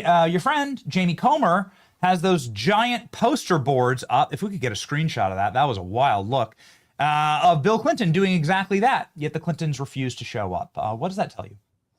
Well, I think you can't do that. If we're going to be able to do our constitutional duty to conduct oversight, you need folks who aren't in Congress to comply with congressional subpoenas to come in so we can get the depositions and get the information for the American people. So I think now, and remember, the Democrats voted for the subpoena to bring in former President Clinton and a bunch of other people as well. And most of those other people have complied in one way or the other. So that's the rub here. I think that, I'd be surprised if the Democrats didn't vote for this in the end, this contempt, but we'll see how it all shakes out today. do you believe that the Clintons will be held ultimately in contempt today? And then what will happen I do. afterward? That then kicks it to the DOJ. Will the DOJ have the guts to go forward and hold That'll them? that'll be up to, there's the vote in the committee, there's a vote on the floor, then there'll be the decision by the Justice Department on how they proceed. So we'll see how all that shakes out. But I do think there'll be the votes in committee to make it happen today. And I think the votes on the floor, what the Justice Department does depends on them. But this Justice Department's been aggressive in going after people who we believe need to be held accountable, who've done wrong. I mean, just look at the Minnesota situation, which they're investigating Governor Walz. It looks like the Attorney General up there, the mayor, they're doing all those investigations and a host of others. So I've got complete confidence in Attorney General Bondi, Deputy Attorney General Blanche, in the work that they're doing. Do you have any insight, given your position, as to what is about to happen today in Minneapolis, Minnesota? Our sources tell us that we will be seeing some major arrests under a number of statutes, but the FACE Act, for instance, with potential conspiracy against rights, accelerants to these charges, just like the Biden administration did for these church stormers. Yeah. Do you have any insight there? I don't, but I'm confident the Justice Department's going to do the right thing here. Whether it's the fraud element or the response that you're getting from the left, the crazy response, and what happened in the church on this past Sunday, what's happened out on the streets where ICE agents are getting doxxed, they're getting tracked, they're getting spit on, they're getting attacked with shovels and broomsticks and everything, harassed while they try to enforce federal law. The only way you stop all that is to hold people accountable who were engaged in illegal activity, hindering the efforts of ICE agents to enforce the law. So whether it's the fraud, by the way, we have a hearing going on right now in Judiciary Committee in one of our subcommittees on the fraud issue up there. We got Nick Shirley testifying as we're talking right now, and I'm going to jump back into that hearing. While also we got this hearing going on, obviously, that you were referencing earlier in the Oversight Committee with dealing with the Clintons and the contempt issue. So a lot going on right now in Congress. It's great to see Republicans actually doing something. It is remarkable. There is a considerable amount of fraud that has been uncovered and has been documented in your home state of Ohio, where the second largest population of Somalis live. Obviously, we remember the Haitian issue during the 2024 election. What is going on in Ohio? How are you going to stop fraud in your own backyard, Congress? Well, you got to get the facts, just like we're doing with the situation in Minnesota, there in Minneapolis. You got to get the facts. One thing the Justice Department has done, which I applaud, is they've designated a specific individual at the Justice Department to be focused on the fraud issue, not only in Minnesota, but in Ohio and everywhere else, California, all across the country. Because some of the estimates we've heard from Secretary Bessent, Treasury Secretary, are this is a huge amount of money, taxpayer money, just being stuffed into people's pockets. I mean, if it's anything like up in Minnesota, that take the program, the Feeding Our Future program, where they were supposed to be giving meals to children. There were no kids, there were no meals. They were just stuffing the money in their pockets. And it looks like that was what was happening with these learning centers, these autism centers, these daycare centers, the housing issue. I mean, it was a number of different federal agencies, your tax dollars, your viewers and listeners' tax dollars, just being taken by these individuals. And if it's across the country like that, we need a point person like we now have at the Justice Department who's going to be focused on this issue nationwide. Yeah, excellent. So you brought up the Feeding Our Future. This is such a strange series of events. I had no idea that Ilhan Omar was actually behind the loosening of federal regulations for meals served. And then, lo and behold, Ilhan Omar, who is now married to one of Keith Ellison's, the top campaign aides and so on, she had all of her friends then start defrauding the federal government after her bill passed. I think it's high time that people start looking into Ilhan Omar. Where did she get all of her funds? Where did she get $30 million? How did she profit potentially from some of these scams? It seems like as soon as she passes a bill, the Somali community is lockstep to take advantage of it and defraud the federal government for hundreds of millions of dollars. Can you give us an update on investigations into Ilhan Omar? Well, specific to the Congresswoman, that would take place in the Ethics Committee, which I think is appropriate. That's the right way to any type of examination of a member should be in the Ethics Committee. But the broader question is, it looks to me like it wasn't in Minneapolis and in Minnesota. It wasn't just, oh, we're going to kind of look the other way. It was, also that they were almost assisting in what was going on, and there were political reasons for doing so. For example, this program, Feeding Our Future, there was a point where it was actually cut off. The Department of Education in Minnesota was saying, we're not going to keep passing federal funds on to this organization. So they stopped it, and then a month later they restarted. And I asked the question a couple of weeks ago in a hearing here in DC. I said, why did it restart? And the answer given from one of the representatives in the Minnesota legislature says there was a threat of a racial discrimination lawsuit. So they played the race card. They did what the left typically does. The left will tell a lie. We're feeding kids. Media will report the lie. Oh, what a great program. And then when you tell the truth, no kids are getting fed, they call you a racist. And that's what they were planning to do and started to do. And then what did Minnesota, the elected officials and the government do? They turned the money back. They turned the spigot back on. And then the political advantages, because there was a meeting where the attorney general met with some of the leaders in this program. And a few weeks later, he starts getting campaign contributions to his campaign. So that's the real angle I think we need to dig into in a broad way with the governor, the mayor, the attorney general, and anybody else. What is your prediction for what will happen in Minnesota? I know this is just a handicap, but you've been at this for a long time, Congressman. I think the Justice Department is, there have already been 57 people indicted. With the program Feeding Our Future, the two top people, I think it's Saeed Salim and Amy Bach, they've been indicted, they've been convicted, they're in jail waiting sentencing. So the Justice Department's already digging into this. What we need to do is find out how widespread it is, and then the point person at the Justice Department can go prosecute where appropriate around the country. Yep. I mean, obviously, this is something that is, I believe, everywhere across America. We were just in California, and what we found shocked us, and we're going to be publishing our investigation very soon here. Good. But I wanted to just really quickly before you go pop up some of this footage from Ohio. Tyler Oliveira, he's a YouTuber similar to Nick Shirley, somebody who you should absolutely call into your committee. He just did an investigation where he went through Columbus, Ohio, and was able to find dozens of fake Somali daycares, get screamed at, yelled at, couldn't enroll his kid. And it is the same thing with other independent creators here. Famous, the famous screaming woman here at whatever this place is. But this one went viral as well. Yeah. So this seems to be a major problem also in, there you go. There's the meme. I know that you have to run, but I guess I would like to, since Minnesota is such a blue state, it's hard to find any elected officials that really want to do anything about this. They're all benefiting from it, whether it's election fraud or whether it's financially. Ohio is a red state with red majorities and famous Republican congressmen like yourselves. And so I'd just like to, what's going to happen in Ohio? We need to dig into this all over the country.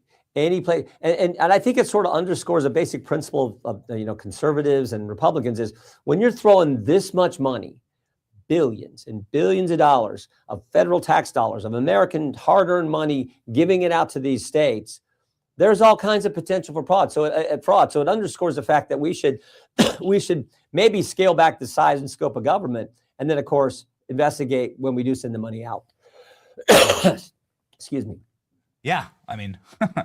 It'd be nice to see, again, Minnesota's a blue state, Ohio's a red state. It'd be nice to see a red state's crack down on this stuff, hard and show the path forward. Thank you very much for your generous time here, Mr. Chairman. Good luck. Good luck in your hearing. There. You bet.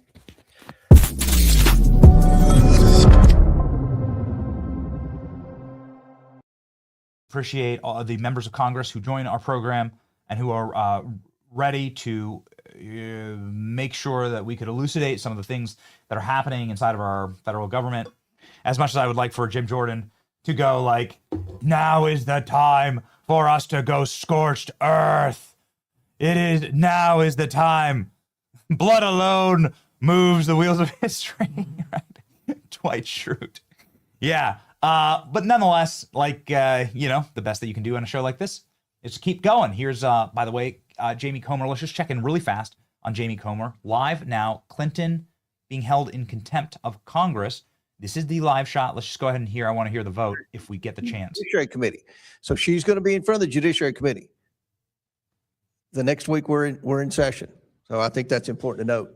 Do any other members seek vote? Mr. Lynch, then Yeah, go ahead. Thank you, Mr. Chairman. I would Uh, remind the gentleman, and I'm sure he knows this, that the Oversight Committee is the principal investigatory committee in the House. And we have a responsibility. It may be a shared responsibility with judiciary, Okay. but we nevertheless have a responsibility. All right. And we are the ones who issued that subpoena. This dude's going to put me to committee sleep, just like We- Beam Dream Powder does every single night. Beam Dream, ladies and gentlemen, is.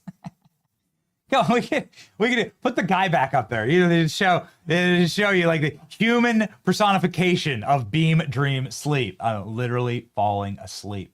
Actually, we are ready to rock this morning, but I am desirous of a full 8 hours of sleep every single night. This is how you have a pep in your step and is able to sort of like swing through the day with great energy, which you have to have great energy to fight the communists. Beam Dream Powder is the best-selling nighttime sleep blend powder with proven ingredients to show improved sleep so that you can wake up feeling refreshed and take on every single day, just like we are taking on the day to day. It's a powerful blend of all natural ingredients that help you fall asleep, stay asleep, get that beautiful REM sleep without any of the crazy pills or any other stuff that make you feel all wobbly and woozy in the morning. No. The results are that you sleep directly through the night. And now that I'm sleeping through the night, we have the energy to fight back even harder. Ladies and gentlemen, I'm not alone. Beam has improved over 28 million nights of sleep for people across the country. So if you've been waiting for the right time to try Beam Dream Sleep, now they're offering my listeners exclusive discount. Go to Beam, go to shopbeam.com/Benny Show. Use the code Benny Show, BENNYSHOW, to get my exclusive offer, 40% off their Dream Powder. Show the discount code Benny Show. Get their best-selling Dream Powder for just $39. That's $1 per night. Shopbeam.com/Benny Show today. Okay. Well, this dude totally putting me to sleep. I do want to hear. This is funny. Why not do this back to back, Killer Klein? Because he's like, I go to sleep and then I need my coffee, and now my coffee is empty this morning. Blackout coffee. So okay, he's like, you do need to do this though. Be awake and energetic when you are awake. Be asleep when you are asleep. When you're energetic and ready to go and seize the day, as they say, Blackout Coffee is there for you. Blackout Coffee is there for America's 250th anniversary. So many more exciting announcements about that. By the way, I know that everyone was asking if we were going to go to Minneapolis today. We were called off. There are some big things happening today. Speaking of energetic, the vice president's going to go there tomorrow. We're going to cover that. Pam Bondi is there. And I hear that there's going to be actual arrests today. I hear there are going to be arrests. That's what they say. Takes a lot of energy, ladies and gentlemen. Blackout Coffee can provide you that energy. Hopefully, the people who are doing the arresting have drank their caffeine in the morning, because I want to see those arrests. Blackout Coffee is what you should be drinking if you are a patriot in this great land. Their bold, dark roasts will put a pep in your step and keep you rocking. It's a game changer for me every single morning. Done, or the instant coffees, or any of the socialist coffee crap. And now, ladies and gentlemen, Blackout Coffee working for me. Perfect for you. Go to blackoutcoffee.com/Benny. Use the code Benny for 20% off your first order. Blackoutcoffee.com/Benny. Support American jobs and celebrate 250 years of American freedom with the drink that tastes like freedom. Okay, so Democrats are still bitching and moaning about Predator Bill Clinton, trying to protect him. Who are the Predator protectors now? Who are the Predator protectors now? Who are they? They're you people. What do we think, guys? What do we think? Yeah, like I want to hear the Clinton contempt over the vote. weekend that they have not I want ruled Clinton out contempt. a recorded transcript. I want to ask the president questions. They're so blah blah blah blah blah. Chairman Comer, I want to ask Clinton? President Clinton questions. Okay. Don't you? That's why we're here. I want to ask President Clinton questions Yeah. in a recorded transcript and with our members of our staff. Would you like to do that also? May I make a comment on the transcript? They have not agreed to a transcript. Staff notes are not equivalent. They've to a actually transcript. they've All actually right. made public So- reporting. so- All there right, won't- gee whiz. holy moly. What a bunch of jokers. I mean, what Democrats are going to do, they're going to like sit there and mule and complain. But I got to tell you, man, this has been a wild ride. This has been a wild ride. I'm really encouraged seeing what I'm seeing. There are going to be prosecutions today in Minnesota. And I want to announce on this program right now that we are going to be helping. We're going to be helping. There's an incredible pastor named Pastor Jonathan Parnell. Jonathan Parnell is a man who stood up and defended his Christian flock when a bunch of left-wing orcs and agitators stormed his church, attacked Christian children, and attacked his parishioners. And we've been covering it today. I know that this pastor met with the Attorney General last night, and we were able to give him a call as well. We're doing some work with this pastor because the way that he comported himself, the way that he behaved, proved what a man of God he truly was. Please get me the clip if we don't already have it. I just want to remind you, geez, Klein's just pitching a perfect game. That's amazing. This whole week. I mean, listen to the way that this pastor defends the faith here in the face of evil. Here we go. What do you think of this? I mean, this is unacceptable. It's shameful. It's shameful to interrupt a public gathering of Christians in worship. But there were folks who will say, I have to take care of my flock. Okay, but listen, we live there's a constitution in the First Amendment to freedom of speech and freedom to assemble and protest. Yeah. We're here to worship. We're here to worship Jesus because that's the hope of these cities. That's the hope of the world is Jesus Christ. I want to be very respectful. Please don't push me though. We're here to worship Jesus. That's why we're here. Okay? That's why we're here. That's what we're about. Do you think Jesus would be understanding and we're about love these folks? We're about spreading the love of Jesus. But did you try to talk to them as a no Christian? one is willing to talk.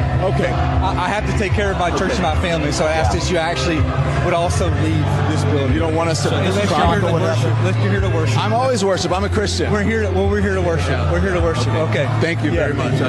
This is Jonathan Parnell. Jonathan Parnell has not done any media.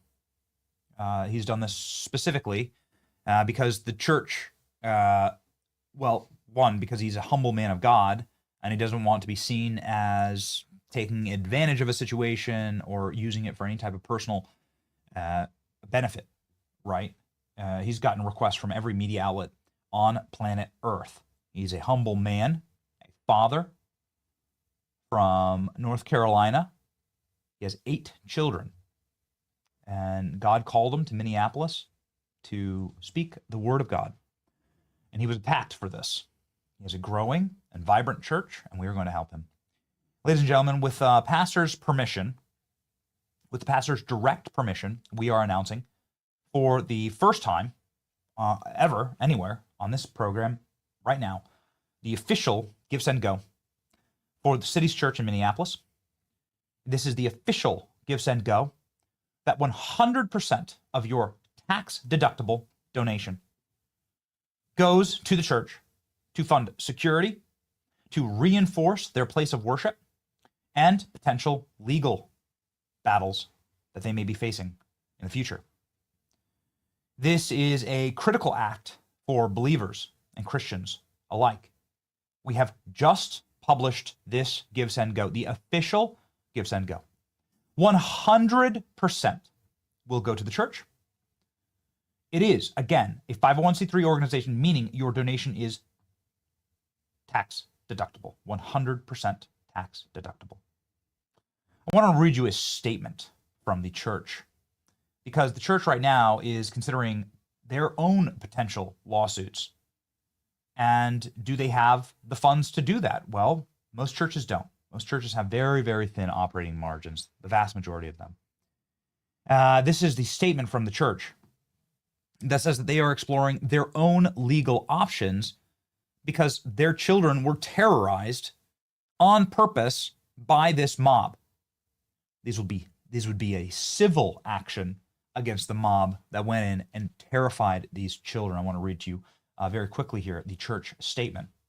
and tell you that Jonathan Parnell and I did speak last night for approximately 1 hour and 1/2 hour, and we came to agreement on many things, including the need for Christians to stand up and help in times of attack, which is what's going on right now. Defenders of the faith, arise. Jesus is real. When we gathered Sunday morning to worship, we are gladly giving ourselves to what is the most central and sacred in our life together. We worship Jesus. Stretches in the main banner of our church alongside 2 other pursuits that flow from it. Loving one another and seeking good in the Twin Cities. On Sunday, January 18th, a group of agitators jarringly disrupted our worship gathering. They accosted members of our congregation, frightened children, created a scene marked by intimidation and threat. Such conduct is shameful, unlawful, and will not be tolerated. Invading a church service and to disrupt the worship of Jesus or any other act of worship is protected by Christian scriptures, the laws of this nation. We welcome respectful dialogue about present issues and how the realness of Jesus is revealed in the Bible, provides the final answers to the world's most complex and intractable problems. Jesus Christ, the divine Son of God, lived, died, and rose again, the rescue for all those who have faith in him. He offers a love that transcends cultures, borders, and politics. Those who have been loved and rescued by him will not shrink away from worshiping Jesus. Church buildings are meant to be sacred places of solace where the worshiper can hear and live out this message. We therefore call on state, local, and national leaders to protect this fundamental right. We are evaluating next steps with our legal counsel. You can help make sure that this never happens to a church. The church that your grandkids attend, the church that you attend, the church that your children attend. If you're a young person, maybe the church that your future children may attend. You don't want them looking like this poor young child here up at the very top who's crying and asking for comfort from his father as psychotic, ravenous, rabid, frothing at the mouth, hateful demons go row by row, screaming at them and threatening them. It's all on tape, by the way. We have it all on tape in 4K. Caught these people. Help the victory against evil right now. The link is in the description. Again, we have just published it seconds ago. Seconds ago. This is the official Give, Send, Go for this church. 100% of the tax-deductible proceeds go to the church. Let's send a message. Let's send a message that Christendom is united and it stands against evil. Okay, that's the message that President Trump sent in Davos. If you are a little late to our program today, we have been live for 2 hours and 15 minutes because President Trump was right on time this morning at Davos, and he had a barn burner, completely scorched earth. Donald Trump, rip roaring. Some of the Davos highlights. Let's see here. I don't want to play a ton of long clips. ALX, these are like relatively short clips. I don't want to play like tons of long clips, but there's some big high notes here, right? First off, this is the top line right now at the Daily Mail. Europe would be speaking German or Japanese were it not for America. Way to set the table. You never heard a president say this before. Boom, go. And then after the war, which we won it big. Without us, right now you'd all be speaking German and a little Japanese, perhaps. After the war, we gave Greenland back to Denmark. How stupid were we to do that? But we did it. But we gave it back. But how ungrateful are they now? So now our country and the world face much greater risks than it did ever before because of missiles, because of nuclear, because of weapons of warfare that I can't even talk about. 2 weeks ago, they saw weapons that nobody ever heard of. They weren't able to fire one shot at us. They said, what happened? Everything was discombobulated. They said, we've got them in our sights. Press the trigger, and nothing happened. President Trump confirming that he used sonic weapons in the raid of Maduro, which is awesome. Do we have that clip, Alex? Just let me know. That's the one I would really love to play because Donald Trump is giving major warning signs to the rest of the world, including Canada and France. Let's play these back to back, where President Trump decided to go directly at the Canadian and French leaders and saying, hey, stop effing around. The find out period is now. Going to be defending Canada. Canada gets a lot of freebies from us, by the way. They should be grateful also, but they're not. I watched your prime minister yesterday. He wasn't so grateful.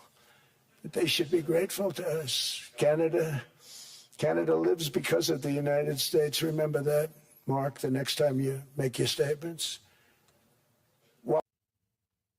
Remember that, Mark Carney, the next time you make your statements. Let's go, Macron.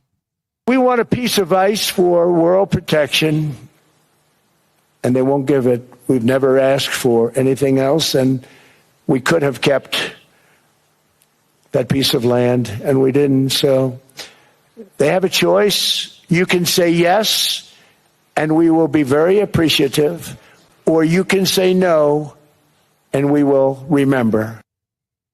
President Trump talking that hard smack at Davos. You can say no, and we will remember. We will remember. Ladies and gentlemen, now the Emmanuel Macron clip. No stress. Emmanuel Macron. I watched him yesterday with those beautiful Emmanuel, sunglasses. your beautiful sunglasses. What the hell? We'll show you that. We'll show you that in a second. But I watched him sort of be tough. But he was at $10 for a pill. And I said, Emmanuel, and I have all the big pharmaceutical companies are in total agreement. It wasn't easy, by the way. They're tough, smart. They've been getting away with this scam for a long time. Ladies and gentlemen, the glasses that President Trump is talking about are these Emmanuel Macron glasses. ALX tells me that he was wearing these glasses because he had eye surgery or whatever. I think that he's just trying to bring about a new look, to try and look tougher. Didn't work for Joe Biden. It won't work for you. You will surrender, as France always does, to President Trump when it comes to acquiring Greenland. Shall we acquire Greenland? Here's President Trump saying, no, we're taking Greenland. In 2019, Denmark said that they would spend over $200 million to strengthen Greenland's defenses. But as you know, they spent less than 1% of that amount. 1%. There's no sign of Denmark there. And I say that with great respect for Denmark, whose people I love, whose leaders are very good. It's the United States alone that can protect this giant mass of land, this giant piece of ice, develop it and improve it and make it so that it's good for Europe and safe for Europe and good for us. And that's the reason I'm seeking immediate negotiations to once again discuss the acquisition of Greenland by the United States, just as we have acquired many other territories throughout our history, as many of the European nations have. They've acquired, there's nothing wrong with it. Many of them, some went in reverse, actually, if you look. Some had great, vast wealth, great, vast lands all over the world. They went in reverse. They're stuck back where they started. That happens too. But some grow. But this would not be a threat to NATO. This would greatly enhance the security of the entire alliance, the NATO alliance. I love that President Trump is bringing back the Great Wars and reminding people, what leadership did we have after those wars? Virtually none. I mean, they killed the one guy that was trying to create an American empire. His name was Kennedy. They put in only cucks and America last apparatchiks. I don't know why. I have to assume it's in order to keep America at bay, in order to try and play nice, in order to try and prove that we're not the monsters that you just fought in Europe. Sorry, like that's not the way that humanity works. This isn't a Coca-Cola ad. This isn't the small world ride at Disney. The world is a nasty and mean and ugly place, and it punches you hard in the face. And if you can't punch back, if you can't keep moving forward, if you can't hit back, then you are going to be beat down. The world has always been like that and will always be like that. There is no kumbaya. There is no moment of serenity. It's always been this way. Conquer or be conquered. Doesn't mean you have to light every place on fire and burn it to ashes. I would be very much in favor of a peace that is brought about by strength. And that is, of course, what America seeks to do now, what President Trump is seeking to do now. That strength was on full display. Here's Donald Trump roasting the front row, saying, you won't even look me in the eye. What a world we're living in right now. 6 or 7 places, people in this area, I know all of them. They're looking down right now. They don't want to see me. They don't want to stare me in the eye. Look at what Trump does here. He points at world leaders. He's like, you won't even look at me, you scum, you cowards. It's time for Europe to admit that the entire New World Order has failed. The post-World War II order failed. Here's Trump literally pointing out the leaders, saying, none of you will even look at me. You know, was looking at Trump? Gavin Newsom. Wild. Look at this. Gavin Newsom here. Looking terrified. It was just like hustling. It's just like hustling. Gavin Newsom. Scared little sheep. Standing there. Worried about President Trump remaking the world. Why is Gavin Newsom there at all? President Trump saying, you called me daddy. Do we have that clip? It's pretty funny. Michelle Obama is going to be on Call Her Daddy show today. Ooh, all right. Well, little on the nose there for Mike. Yeah, little on the nose. Call me daddy. Okay. Okay, Michelle. Right. President Trump saying you will call me daddy. Alex Soros is at Davos, slapping the Soros label on Gavin Newsom. There you go. There's only one more clip that I want from Trump, and that's Trump on the Somalis. Okay, great. Trump went hard in the paint on the Somalis. Trump went hard in the paint and talked about how, wait a second, it's, just because you were flown over here on a government plane doesn't make you an American. Well, something that we've been saying for a long time. We have a culture here. We are a people. This isn't just some type of borderless world where every person should just flock anywhere that they want to go and that everything's going to be kumbaya. It doesn't work that way.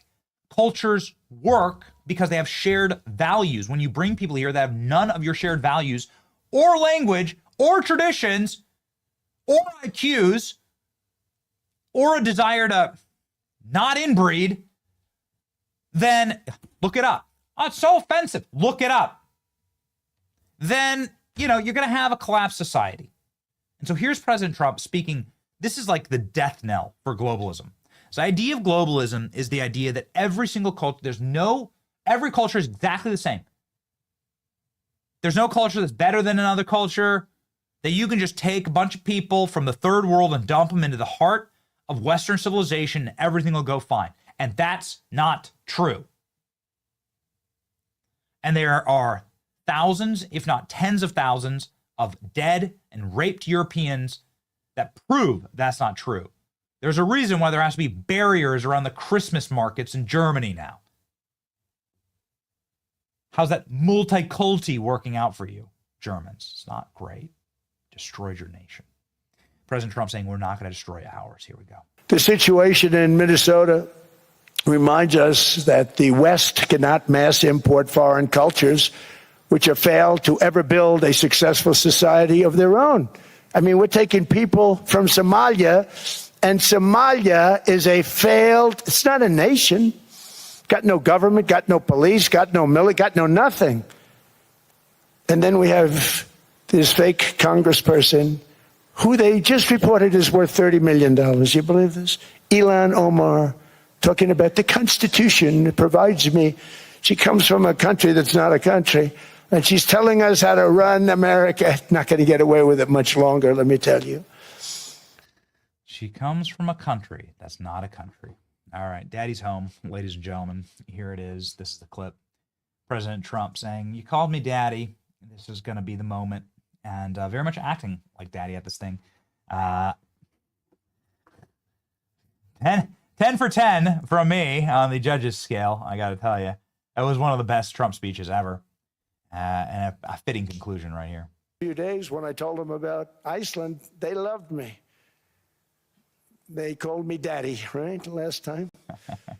Very smart man said, he's our daddy. He's running it. I was like running it. I went from running it to being a terrible human being. Ladies and gentlemen, Trump just mogging at the World Economic Forum. We have two really funny clips for you to play for you after we get to our partners here for the show. I got to tell you, man, this has been a very entertaining morning. Kind of needed this, right? It's like really yeah, it's been a dark news cycle, and you love to see the comedy back. The Secretary of the Treasury just went beast mode on Gavin Newsom, and then an old flashback of Tucker Carlson versus the World Economic Forum that we just can't help ourselves. But first, we can't help ourselves in wanting a golden future for this nation. President Trump predicting some very, very good things ahead for America. And this is obviously going to mean very good things for gold prices. Gold prices are at all-time highs right now. They are breaking all-time highs at this very moment. There are obviously some booms and some crashes, and that always happens. But check out the price of gold. It has been just solid, sound. Why? Well, it's held value. Not for 100 years, not for 1,000 years, for thousands of years. Physical gold and silver is where smart people are putting their wealth right now. If you have a 401k, IRA, or for retirement account, you can sit back and watch your investments grow and watch the winnings happen. Here's how you get started. Text Advantage Gold. Text Benny to 85545 right now. That's BENNY to 85545. You'll instantly get a free gold investment kit. Don't wait while the gold rally keeps breaking records. Ladies and gentlemen, text Benny to 85545 right now, and make sure that you are locked in for your golden era. Okay. Will we be traveling? Yes. We'll be going to Texas no matter what. And we're going to Texas on Saturday. We're going to be speaking in Austin, Texas at a, Alex, do you have some information on that? I know that Kara has that. At the Republican Party of Texas. I want to get this right. There we go. Thank you very much. Oh, we'll be speaking with Jim Jordan. Okay. Williamson County Republican Party Golden Age Gala. Perfect timing. There you go. We'll be there with Jim Jordan, so you can see us live on stage, right? Yeah, this is great. President Trump in the background, toasting with his water glass, right? As ever, President Trump taking us to the great state of Texas. It's going to be Patriot Mobile. Patriot Mobile will be traveling with us every step of the way, as they always do. Patriot Mobile, the only Christian conservative wireless provider. You know there's going to be content in Texas. You know we're going to be posting. It's going to be on Saturday. By the way, thank you to the Williamson County Republican Party. Golden Age Gala is going to be a blast. We're excited to go. Patriot Mobile will be with us. It will be a celebration, an opportunity to go through the wins and then to vision cast for the future. Patriot Mobile helps us do that by making sure that we are locked in and connected everywhere that we go. You should make the switch today. It's easier than ever. Activate in minutes. Keep your number or upgrade your phone. Take a stand today and go to patriotmobile.com/Benny. Call 972-PATRIOT and use the promo code Benny for a free month of service. patriotmobile.com/Benny. Okay, ladies and gentlemen, let's see here. There it is. Okay. Yeah, there you go. The torching of Gavin Newsom live on stage from the World Economic Forum, courtesy of our great Treasury Secretary, who is ushering in our golden age, which we are going to be celebrating this weekend in Texas. Here we go. I think it's very, very ironic that Governor Newsom, who strikes me as Patrick Bateman meets Sparkle Beach Ken, may be the only Californian who knows less about economics than Kamala Harris. He's here this week with his billionaire sugar daddy, Alex Soros. And the Davos is a perfect place for a man who, when everyone else was on lockdown, when he was having people arrested for going to church, he was having $1,000 a night meals at the French Laundry. And I'm sure the California people won't forget that. And I can tell my message to Governor Newsom is the Trump administration is coming to California. We are going to crack down on waste, fraud, and abuse. And I was told he was asked to give a speech on his signature policies, but he's not speaking. Because what have his economic policies brought? Outward migration from California, a gigantic budget deficit, the largest homeless population in America, and the poor folks in the Palisades who had their homes burned down. He is here hobnobbing with the global elite while his California citizens are still homeless. Shame on him. He is too smug, too self-absorbed, and too economically illiterate to know anything. Thank you very much. Let me know if you need any further clarification. Oh my God. Is that the greatest World Economic Forum roasting ever, or is it this one? Is it Tucker? Here we go. Time to check in with our lizard overlords in Davos, Switzerland. What are they up to? Well, this.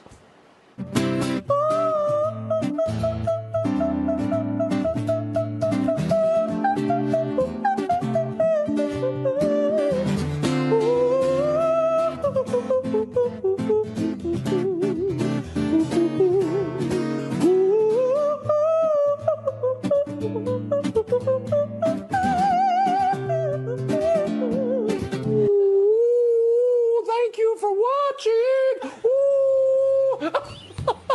Yeah, those people run the world. They're so impressive. What a bunch of freaks. We appreciate your watching so much. We'll be back tomorrow. Actually, be back Monday, God willing. Have the best weekend with the ones you love. We'll see you then. You miss it. You missed it. That was a great medium for Tucker, honestly.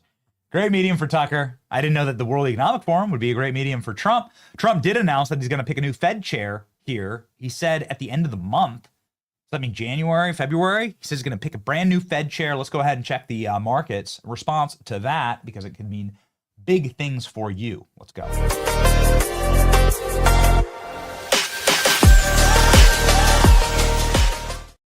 Okay. What's the new Fed chair gonna be? Who they gonna be? What are they gonna look like? It looks like the markets are saying Kevin Warsh. Who's Kevin Warsh? What is that? And Rick Reeder.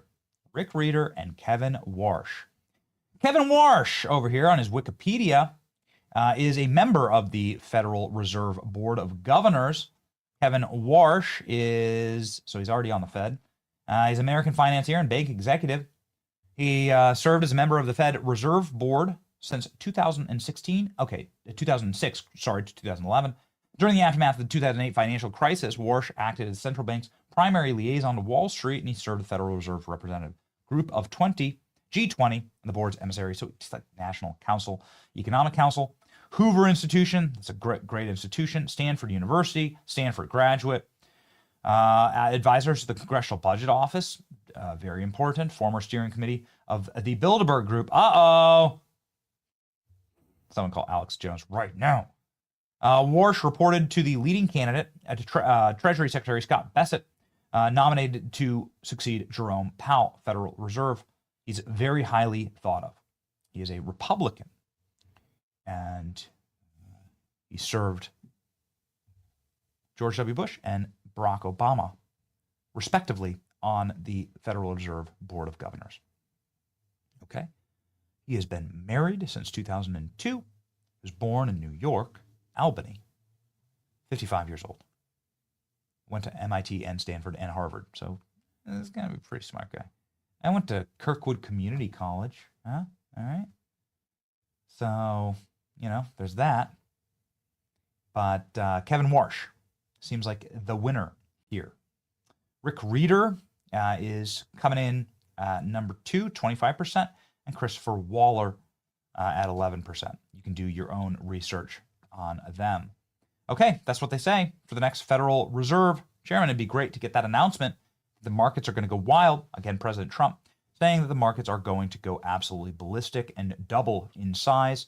So I guess we'll see. ALX, should we play this clip of Trump getting off the plane at Davos? Did he say anything? This is Donald Trump. The one clip we didn't get to is President Trump walking off the Marine One. It's loaded in the back end. It's loaded there. And walking up to the press and get a little commentary here. U.S., let's talk about it. We've got Marco Rubio, Susie Wiles, Caroline Leavitt coming off the plane now. I would imagine President maybe next, or is any moment here?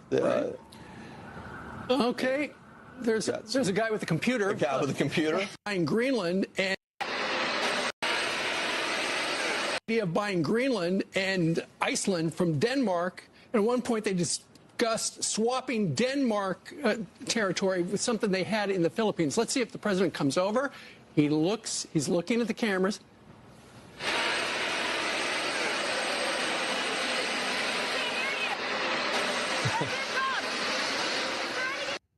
Dude, I don't know how that guy does it. He did like, what was it, a 3-hour press conference yesterday, Klein? And he flies all night. And then he rolls up to Davos and gives another like 2-hour scorcher. Okay. Let's go ahead and jump in really quickly here with, before we end the show, let's jump in here really quickly. Anna Paulina Luna is talking. It looks like they haven't held the Clintons in contempt yet. Haven't gotten the vote exactly yet. APL.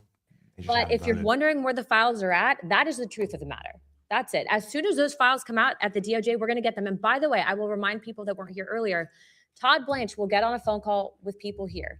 And after this, I'm going to go walk over Todd Blanche's cell phone number to Chairman Garcia and to Chairman Comer so they can both get on a call. I think it's important to open dialogue, okay? But the point is that we have to know the facts, and those are the facts. So look no further than Judge Paul Engelmeyer. Again, he's the one person that appointed the review. Thanks, everyone. Thanks, Congress. Great job. Everyone's handled the Epstein thing just fantastically. Everything's just been great. Everything's been great on that.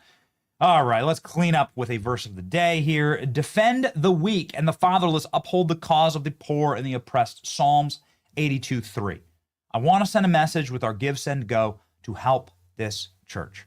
I want to send a message that Christians are strong, we defend each other, and that we are able to make a difference in this world for those who are in need. Right now, there's already been 42 donations. Look at that. Almost $2,000 raised. Well, there you go. We're going to make a difference. We're going to protect and defend our fellow Christians. Ladies and gentlemen, Give, Send, to Go, Cities Church, thank you so much for tuning in today. Remember, march with us. In the end, we will win. See ya. Salt on my tongue, blood boiling water, the well run dry. It don't mean much, guessing which day. Come mellow my chopper, your keys, your gold, your life, your kingdom. Tearing down the barrel is a price for doing freedom. Guess what? Guess what? Everything will be okay. Guess what day? What day? It's hump day. The biggest ships in the sea, all owned by the oldest kings, and the dying legacy, media deal weeds. Soon will the penny show come to mind, the salt from lives for fun. Leave the gold and bring the gun, we sail for number one.